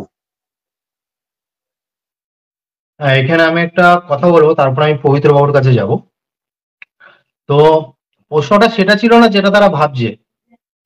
তারা শ্রীকৃষ্ণকে বলছে যে এতটা বিয়ে ছিল। আমি ধরে নিলাম শ্রীকৃষ্ণ 16,108টা বিয়ে ছিল, কিন্তু কেউ বলেনি এটা যে 16,008-9টা বিয়ে ছিল। এরকম কি শুনেছেন? বা ব্রাহ্মণদের 10টা বিয়ে ছিল, কেউ বলেনি যে 10-12টা বিয়ে ছিল, কেউ বলেনি। কিন্তু যিনি পরম ব্রহ্ম, যিনি শ্রী শ্রী ঠাকুর, তার একটা তো নির্দিষ্ট সংখ্যা হবে। তো তিনি 10টা করুক, 100 করুক, 1000 করুক, কিন্তু সেই নির্দিষ্ট সংখ্যাটা তো হবে। 6-7টা বিয়ে, এটা কিরকম কথা? আমি যদি আমার যদি বউ 7টা হয়, আর যদি আমি বলি যে আমার 7-8টা বিয়ে, তাহলে আমার 7টা বউ কি ভাববে বা সমাজ কি ভাববে? আমার 7-8টা বিয়ে, আমি সবাইকে বলে বেড়ান আমার 7-8টা বিয়ে। এখানে বুঝতে হবে যে আমাদের প্রশ্ন ছিল নির্দিষ্ট সংখ্যা নেই কেন? তাহলে কি নির্দিষ্ট সংখ্যা কি তিনি জানতেন না? এই প্রশ্নটা ছিল। সেখানে ওরা টেনে নিয়ে এসছে ভগবান শ্রীকৃষ্ণ এতটা বিয়ে করেছে, ওরা সংখ্যাটা বলছে। ধরে নিলাম ভগবতমের 16,108টাই বিয়ে ছিল, কিন্তু তুমি ওরা তো নির্দিষ্ট একটা সংখ্যা ছিল, কিন্তু এখানে তো নির্দিষ্ট সংখ্যা নেই। এটাই বলুন পবিত্র বাবু। একদম একদম বিবাহ নিয়ে আপনারা যা বললেন তো একদম অবিকল এটাই। আর সব থেকে বড় কথা, এর 6-7টা যে বউ ছিল, তো এই 6-7টা বউয়ের সঙ্গে ওর কাজটা কি? এতগুলো বউয়ের প্রয়োজনটা কি ছিল? মানে আজকের একটা কালকের একটা, নাকি আজকে রাতেই সব কটা, এরকম কোনো ব্যাপার ছিল নাকি? যে কামকে বশ করতে পারেনি, তো সে তো একটা সাধারণ মানুষের তুল্য হয় না। এটা একটা মানে কি বলা যায়, একটা জঘন্যতম মাইন্ডের মানুষদেরকে বলা হয় যারা কামকে বশ করতে পারেনি, একের অধিক যারা বিয়ে করেছে। আর অথর্ববেদের 7ম কাণ্ডে এই নিয়ে পরিষ্কার বলে দিয়েছেন যে ঈশ্বর বলছেন যে হে পুরুষ, তোমরা একটা পত্নীকেই বিবাহ করো, আর হে পত্নী, তোমরা একটা পুরুষকে বিবাহ করো। এবং পত্নী বলছে স্বামীকে, পত্নী যেন স্বামীকে এটা বলে যে হে পতি, আমি কেবল তোমার হৃদয়ে বাস করি, তোমার হৃদয়ে যেন অন্য কোনো স্ত্রী যেন বিরাজ না করে তোমার মনে। মানে কি, আমি এবং তুমি যেন জলের মতো মিশে একাকার হয়ে থাকি, আমরা দুজন। মানে পরিষ্কার বেদ বলছে যে স্বামী একটা থাকবে, স্ত্রীও একটা থাকবে। তাহলে এই যে বেদের বিপরীতে চলা, বেদ নিন্দকা নাস্তিকা বলা হয়েছে। তাহলে এই অনুকূল ঠাকুর একটা ঘোর নাস্তিক প্রমাণ হচ্ছে এবং এই বেদ বিরোধী কাজ করেছে। আচ্ছা, এখানে কিন্তু একটা বড় কথা, আর একটা বড় কথা আমি এই লাইভের মধ্যে দিয়ে বলে দিই। একজন এই যে অনুকূল ঠাকুরের যারা শিষ্যরা রয়েছে, যারা চেলা চামুন্ডরা রয়েছে, এরা একটা বিশাল বড় হনু মনে করে একজনকে, সে কি রায়ন চক্রবর্তী। রায়ন চক্রবর্তী বাংলাদেশে তাকে বিশাল বড় হনু মনে করে। কথায় কথায় শাস্ত্রের এই পৃষ্ঠায় ওই লেখা আছে, ওই পৃষ্ঠায় সেই লেখা আছে। হ্যাঁ, মহাভারতে অনুকূল মানে ঈশ্বরের একটা নাম অনুকূল বলা আছে, তাহলে আমাদের এই অনুকূল, তাহলে অনুকূল সেই সেই ঈশ্বরই হবে। আরে ভাই, আমাদের পাড়ায় পচা মাতালের নাম অনুকূল, সেও তো দাবি করবে যে মহাভারতে ঈশ্বরের এক নাম অনুকূল রয়েছে, তাহলে আমি সেই অনুকূল। এসব কোনো যুক্তি, এদের কাছে কোনো যুক্তি তর্ক কিচ্ছু নেই। হ্যাঁ, মানে মহাভারতে ঈশ্বরের এক নাম অনুকূল দেওয়া হয়েছে বলে এরা বলছে অনুকূল, যেমন ঈসা বাস্তাম ইদাম সার্বম বলা হয়েছে, তো খ্রিস্টানরা বলছে দেখো আমাদের ঈসা মসির নাম লেখা রয়েছে মন্ত্রে। হ্যাঁ, তারপরে মদিনা মদিনা সারদা শতম লেখা রয়েছে, আদিনা সারদা শতম লেখা রয়েছে, তখন এরা দাবি করছে দেখো আমাদের মদিনার কথা বলা যায়। এইসব মূর্খামি, এগুলো মূর্খানন্দদের কাজ। তো এরা বলছে কি দেখো যে অনুকূল ওখানে লেখা আছে তার মানে আমাদের। এইবার যে রায়ন চক্রবর্তী, এই রায়ন চক্রবর্তীকে আমি খুলি চুনতি দিয়েছি, তিনি বঙ্কিমচন্দ্র চট্টোপাধ্যায়ের ভুল ধরেছে। বলছে বঙ্কিমচন্দ্র চট্টোপাধ্যায় নাকি গীতার যে বচন, সেই বচনকে নাকি পরিবর্তন করে দিয়েছে, সংস্কৃত বচন। তো আমি তাকে ওপেন চ্যালেঞ্জ করেছি, তাকে আমি সরাসরি মেসেজও পাঠিয়েছি যে বঙ্কিমচন্দ্র চট্টোপাধ্যায়কে আপনি মানে তার উপরে আঙুল তুলেছেন, তো আমি আপনাকে চ্যালেঞ্জ করলাম যে বঙ্কিমচন্দ্র চট্টোপাধ্যায় কোথায় গীতার শ্লোককে উল্টো করে দিয়েছে, মানে ইচ্ছা মতো করে দিয়েছে। এখনো পর্যন্ত সেই যে রায়ন চক্রবর্তীর দেখা আজও পর্যন্ত পেলাম না, না আমার কোনো অ্যান্সার দিয়েছে, আমাকে ব্লক করে দিয়েছে। তো এই যে যাকে এরা বড় হনু মনে করে, তো সে আমাদের নাম শুনে তার পিলে চমকে যায়। তো এই যে অনুকূলের ভক্তরা, এদের উপায় কি হবে? এদের উপায় কি হবে? এরা ধর্মের তো ধ জানে না, কিছুই জানে না। তো আমি হিন্দুদেরকে বলবো যে এই অনুকূল ঠাকুরের পাল্লায় পড়ে এরা তো জোর করে দীক্ষা দিয়ে দেয় আপনাদের গ্রামে গ্রামে এসে, এবং বলে এই দীক্ষা নিলে নাকি আপনাদের সমস্ত পাপ চলে যাবে, আপনাদের নাকি দীক্ষা নেওয়ার পরে খুব আর্থিক উন্নতি শুরু হবে, যারা চাকরি বাকরি পায়নি তারা নাকি চাকরি পেয়ে যাবে, যাদের রোগ ব্যাধি আছে তাদের নাকি রোগ সেরে যাবে। তো এই ধরনের ধান্দাবাজি কথা বলে কিন্তু আপনাদেরকে ধীরে ধীরে মূর্খ বানাচ্ছে। তো আপনারা সাবধান হয়ে যায়, খুব ভালোভাবে সাবধান হয়ে যান, এই বিষয়ে আপনাদেরকে বলবো। আর অন্তিমে একটা কথা বলবো, যেটা হচ্ছে আপনাদের অপেক্ষা করানোর জন্য বলবো, যে আমার চ্যানেলে মানে আমার পেজে আমি একটা ভালো ভিডিও আনতে চলেছি, যে অনুকূল ঠাকুরের বিজ্ঞান মনস্কতা। অনুকূল ঠাকুরের একটা বিশাল বড় আবিষ্কার, সেই আবিষ্কারটার নাম কি ভাইব্রোমিটার। ভাইব্রোমিটার বলে অনুকূল ঠাকুরের স্বপ্ন ছিল একটা মেশিন আবিষ্কার করবে। সেই মেশিন কি হবে না, যে মরে যাবে তাকে ওই ভাইব্রোমিটার দিয়ে চার্জ দিলে, মানে ভাইব্রোমিটারের একটা চার্জার থাকবে, সেটা দিয়ে ওই মৃত ব্যক্তিকে চার্জ দিলেই সে ব্যক্তি জীবিত হয়ে যাবে। তো এইরকম একটা মেশিন আবিষ্কার করার খুব ইচ্ছা ছিল অনুকূল ঠাকুরের। তো সেই ভাইব্রোমিটার কি এবং ভাইব্রোমিটার দিয়ে কিভাবে যে প্রাণ মানে একজন মৃত ব্যক্তিকে জীবিত করবে, সেই বিষয় নিয়ে আমি যখন তুলে ধরবো ভিডিওর মাধ্যমে, আপনাদের একদিক থেকে হাসতে হাসতে পেট ব্যথা হয়ে যাবে, একদিক থেকে মনে হবে যে এ কার পাল্লায় পড়েছিলাম আমরা, এ কোথাকার অনুকূলে। ভাইব্রোমিটার বাবু, অনুকূল ঠাকুর ভাইব্রোমিটার আবিষ্কার করেছিলেন, ঠিক আছে? ভাইব্রোমিটার দিয়ে মৃত মানুষকে জীবিত করবেন, ভাইব্রোমিটারের চার্জার দিয়ে মৃত মানুষকে এরকম লাগাবে, মৃত মানুষ জীবিত হয়ে যাবে। তো সেই ভাইব্রোমিটারের রহস্য আমি উন্মোচন করব, যে অনুকূল ঠাকুরের বিজ্ঞান আবিষ্কার, অনুকূল ঠাকুরের সৎসঙ্গদের বিশাল বড় আবিষ্কার, সেই আবিষ্কার আপনারা দু একদিনের মধ্যে দেখতে পাবেন, আমি ভিডিওর মাধ্যমে তুলে ধরবো। এই বলে আমি বিরাম নিলাম। আপনাদেরকে বলবো যে ধর্ম রক্ষার কাজে এগিয়ে আসুন, যারা যারা ধর্ম রক্ষার কাজে এগোচ্ছে তাদের সহযোগিতা করুন, এই বলে আমি এখানে বিরাম দিলাম। আচ্ছা, এখানে আমি শেষ কথা বলে আমি শেষ করব। তো লাস্ট বিয়ে নিয়ে যেহেতু কথা উঠেছে, দেখুন ভগৎ সিং এর বিয়ে ঠিক করা হয়েছিল, কিন্তু তিনি দেশকে বাঁচানোর জন্য তিনি বিয়ে করেননি। তিনি কিন্তু ঘর ছেড়ে গিয়েছিলেন দেশকে বাঁচানোর জন্য। তেমন ভাবে দেখবেন মূল শঙ্কর, যাকে আমরা স্বামী দয়ানন্দ নামে চিনি, তারও কিন্তু ছোটবেলায় বিয়ে ঠিক করে দেওয়া হয়েছিল, কিন্তু দেশ এবং ধর্ম রক্ষা করার জন্য তিনি গৃহত্যাগ করেছিলেন। অথচ সেই অবস্থায় দাঁড়িয়ে ইনি 6টা 7টা বিয়ে করেছেন নির্লজ্জের মতো, বিয়াক্কেলের মতো।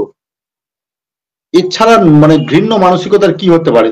যাই হোক, আমি এই বলে আমি এই পর্যন্ত বক্তব্য দিলাম। এবার ইন্দ্রবাবু কিছু বলবেন। না, আমরা একদম লাইভের অন্তিম পর্যায়ে পৌঁছে গেছি। 1 ঘন্টা 25 মিনিট প্রায় হয়ে গেছে। অনেক মানুষ অনেক ধৈর্য ধরে দেখছেন, এখনো পর্যন্ত অনেকজন মানুষ যুক্ত আছেন। তো যারা যারা যুক্ত ছিলেন, যুক্ত আছেন, অনেক অনেক ধন্যবাদ। মতভেদ বাদ দিন, একটাই কথা বলবো, সনাতন ধর্মের প্রত্যেকটা মানুষ, যাদের গায়ে হিন্দুদের রক্ত আছে, সনাতন ধর্মের রক্ত আছে, তারা স্বাধীনতা সংগ্রামী থেকে শুরু করে পূর্বপুরুষের ঋষি মুনি ঋষিদের কথা আপনারা চিন্তা করুন, যে এই পূর্ণ ভারত ভূমিকে কাশ্মীর থেকে কন্যাকুমারী পর্যন্ত তারা কিভাবে রক্ষা করার কাজ করে গেছে। হুম, রক্ষা করার কারণ আপনি যদি রক্ষা করতে নিজের পুণ্যভূমি দেশ যদি রক্ষা করতে না পারেন, তাহলে কিন্তু আপনার অস্তিত্ব থাকবে না। তারপরে কিভাবে দেশের কিভাবে সেবা করে গেছেন তারা। স্বাধীনতা সংগ্রামী তথা বিভিন্ন মনি ঋষিরা, বিভিন্ন গুণীজনরা, ব্রহ্মচারীগণরা তারা কিভাবে দেশের সেবা করে গেছেন। এই যে বেদের জ্ঞান, গীতার জ্ঞান, সনাতন শাস্ত্রের জ্ঞান যখন বারবার আঘাত এসছে দেশের ওপরে, তাদের কিন্তু মাথায় কিন্তু স্টোরেজ করা ছিল, এটা বলতে পারেন মাথার মধ্যে ছিল সেই জ্ঞান, কিন্তু সেই পরম্পরায় বাহিত হতে হতে আজ আমরা এখনো কিন্তু সেই সনাতন ধর্মকে টিকিয়ে রেখেছি। তো সনাতন শাস্ত্রকে নিয়ে নিজের জ্ঞান অর্জন করুন। সনাতন ধর্ম যদি ধ্বংসও হয়ে যায়, সেটা যেন জ্ঞান যেন ধ্বংস না হয়, আবার যেন উঠে দাঁড়াতে পারে। এই দৃঢ় পরিকল্পনা নিয়ে, দৃঢ় সংকল্প নিয়ে প্রত্যেকটা সনাতন ধর্মের মানুষ এক হোক। সমস্ত কিছু বাদ দিন। আপনি রামকৃষ্ণ মিশন সেটাকে একটা সাইডে রাখুন, স্কন একটাকে সাইডে রাখুন, ভারত সেবাশ্রম, আর্য সমাজকে সাইডে রাখুন, নিয়ে আপনারা এক হন, ধর্ম রক্ষার কাজে যুক্ত হন। এটাই অনুরোধ আপনাদের কাছে। বাস এটুকুনি বলার। এবার 1 মিনিট করে আমি বলার জন্য অনুরোধ করবো পবিত্র বাবুকে, এবং পবিত্র বাবুকে বলে আমার লাইভটা শেষ করে শুরু করবো। খুব ভালো কথা বলেছেন দাদা। একদম মানে আমাদের জীবনের এটাই উদ্দেশ্য হোক যে যা যা অবস্থা আমাদের দেশের সঙ্গে যা ছিনিমিনি খেলা হয়েছে, আমাদের হিন্দুদের যে টুকরো টুকরো করে দেওয়া হয়েছে, তো এই সময় এসেছে, এখন সময় এসেছে আমাদের যত যুবক রয়েছে তাদেরকে একত্রিত হয়ে এক সনাতন ধর্মের ছায়াতলে এসে ধর্মকে রক্ষা করার কাজে আমাদের নিয়োজিত হওয়া দরকার। যদি আমাদের সম্পূর্ণ জীবনকে যদি আমরা সমর্পণ করে দিতে পারি, হয়তো আমাদের এই ধর্ম রক্ষা হয়ে যাবে এবং আমাদের ভবিষ্যৎ প্রজন্ম সনাতন ধর্ম ধ্বজা তুলে তাদের বাড়ির উপরে একটা করে সনাতন ধর্মের একটা করে ধ্বজা থাকতে পারবে। এমন একটা পরিস্থিতি হতে পারে যদি আমরা যদি বলিদান দিতে পারি আমাদের জীবনকে আমরা ধর্মের কাজে অর্পণ করে দিই। এই ব্রত যেন আমরা সবাই নিতে পারি। একাদশী করেন, অনেক রকম ব্রত পালন করেন, তো এইসব অন্যান্য ব্রতকে পরিত্যাগ করে বর্তমানে যুবকরা আপনাদেরকে আমি অনুরোধ করব যে আপনাদের জীবনের ব্রত হয়ে উঠুক যে ধর্মকে রক্ষা করব। কেননা ধর্মে বলা আছে কি, ধর্ম রক্ষিতাহা, মানে ধর্মকে যারা রক্ষা করবে ধর্ম তাদেরকে রক্ষা করবে। তো বর্তমান সময় এসেছে, ধর্মকে রক্ষা করার সময় এসেছে। এই সময় যদি আমরা হাত গুটিয়ে ঘরের মধ্যে বসে থাকি, তো এরপরে কিন্তু ধর্মকে আমরা আর খুঁজে পাবো না। এই জন্য আমাদের বর্তমান সময়ে হিন্দু যুবকদেরকে এই বলিদান দেওয়ার সময় এসে গেছে। এই জন্য আপনারা অবশ্যই ধর্ম রক্ষার কাজে নিজেদেরকে নিয়োজিত করুন। এটাই হোক আপনাদের জীবনের ব্রত, আমাদের জীবনের ব্রত। সমস্ত দ্বন্দ্ব ভুলুন, কে নিরাকার ঈশ্বর মানে, কে সাকার ঈশ্বর মানে, এগুলো আলাদা সাবজেক্ট। ধর্মকে রক্ষা করা একটা আলাদা সাবজেক্ট। যখন আমাদের দেশে স্বাধীনতা সংগ্রাম হয়েছিল, সেই স্বাধীনতা সংগ্রামে সব আলাদা আলাদা যাদের সংগঠন ছিল, সেখান থেকে সবাই বেরিয়ে এসে এক দেশ মাকে আমাদের স্বাধীন করতে হবে, এটা উদ্দেশ্য ছিল। তো আমাদেরও হোক, সনাতন ধর্মকে আমাদের মানে বাঁচাতে হবে। তার জন্য আমরা সমস্ত সংগঠন থেকে একত্রিত হই, আসুন। ধন্যবাদ। অনেক অনেক ধন্যবাদ পবিত্রজি। পবিত্র বাবু, তুমি কিছু বলো। তো শেষে আমি এই কথাই বলবো, বেশ কিছুদিন ধরে আমরা দেখছি ভারতের টুকরে টুকরে গ্যাং, আরো বিভিন্ন ধরনের গ্যাং, অ্যান্টি ভারতীয় গ্যাং এর উদ্ভব হয়েছে। তো আমাদের সনাতন ধর্মে এই শিক্ষা, বেদের মধ্যে এই শিক্ষা রয়েছে, দেশ এবং রাষ্ট্রের কল্যাণের জন্য নিজেকে সমর্পণ করে দেওয়া। একজন সন্তান বা একজন ব্যক্তি যদি, নাগরিক যদি জন্মায়, সে প্রথম তার দেশ বা রাষ্ট্রের, তারপরে সে নিজের পরিবারের। তো আমাদের সনাতন ধর্মে বেদের যে শিক্ষা, যে রাষ্ট্রের প্রতি সমর্পণ, সেই রাষ্ট্রের প্রতি সমর্পণকে বজায় রেখে আমরা বলছি আমাদের সনাতন ধর্ম যতদিন আছে ততদিন কিন্তু আমাদের এই সুজলা সুফলা শস্য শ্যামলা বাংলা আছে, ততদিন কিন্তু আমাদের মাতৃভূমি ভারত আছে। নাহলে ভারতটাও একসময় কোনোদিন ওই মরু দেশে রূপান্তরিত হবে। ভারতে একটা চিৎকার ছাড়া কিছু থাকবে না। যেমন ভাবে রাবণের লঙ্কায় রাবণের পাপের ফলে কি হয়েছিল, রাবণ একজন ব্রহ্মজ্ঞানী পুরুষ ছিল, কিন্তু তার পাপের ফলে সেখানে চিৎকার ছাড়া কিছু ছিল না, তেমন ভাবে ভারতের আর কোনো অস্তিত্ব থাকবে না। অতএব আপনারা সমস্ত কিছু দূরে সাইডে রাখুন, সমস্ত কিছু সাইডে রেখে আমরা ভারতীয়, আমরা সনাতনী, এটাই আমাদের মূল পরিচয়। আমাদের মধ্যে যে ভুল ভ্রান্তি আছে আমরা নিজেদের মধ্যে বসে ঠিক করব, আমরা একে অপরের সঙ্গে চলবো। পাশে কে কে আর্য সমাজী থাকলো, কে বৈষ্ণব থাকলো, কে শৈব থাকলো, এটা ভেবে যদি আমরা ঝগড়া করে বসে থাকি, বিদেশ থেকে আসা মালেরা তো আক্রমণ করবেই। তো অতএব আপনারা এই সমস্ত জিনিস বাদ দিয়ে আমরা এক হই। স্বামী বিবেকানন্দের সেই বাণী যে ওঠো জাগো লক্ষ্যের প্রতি অগ্রসর হও, এই বলে বক্তব্য শেষ করলাম।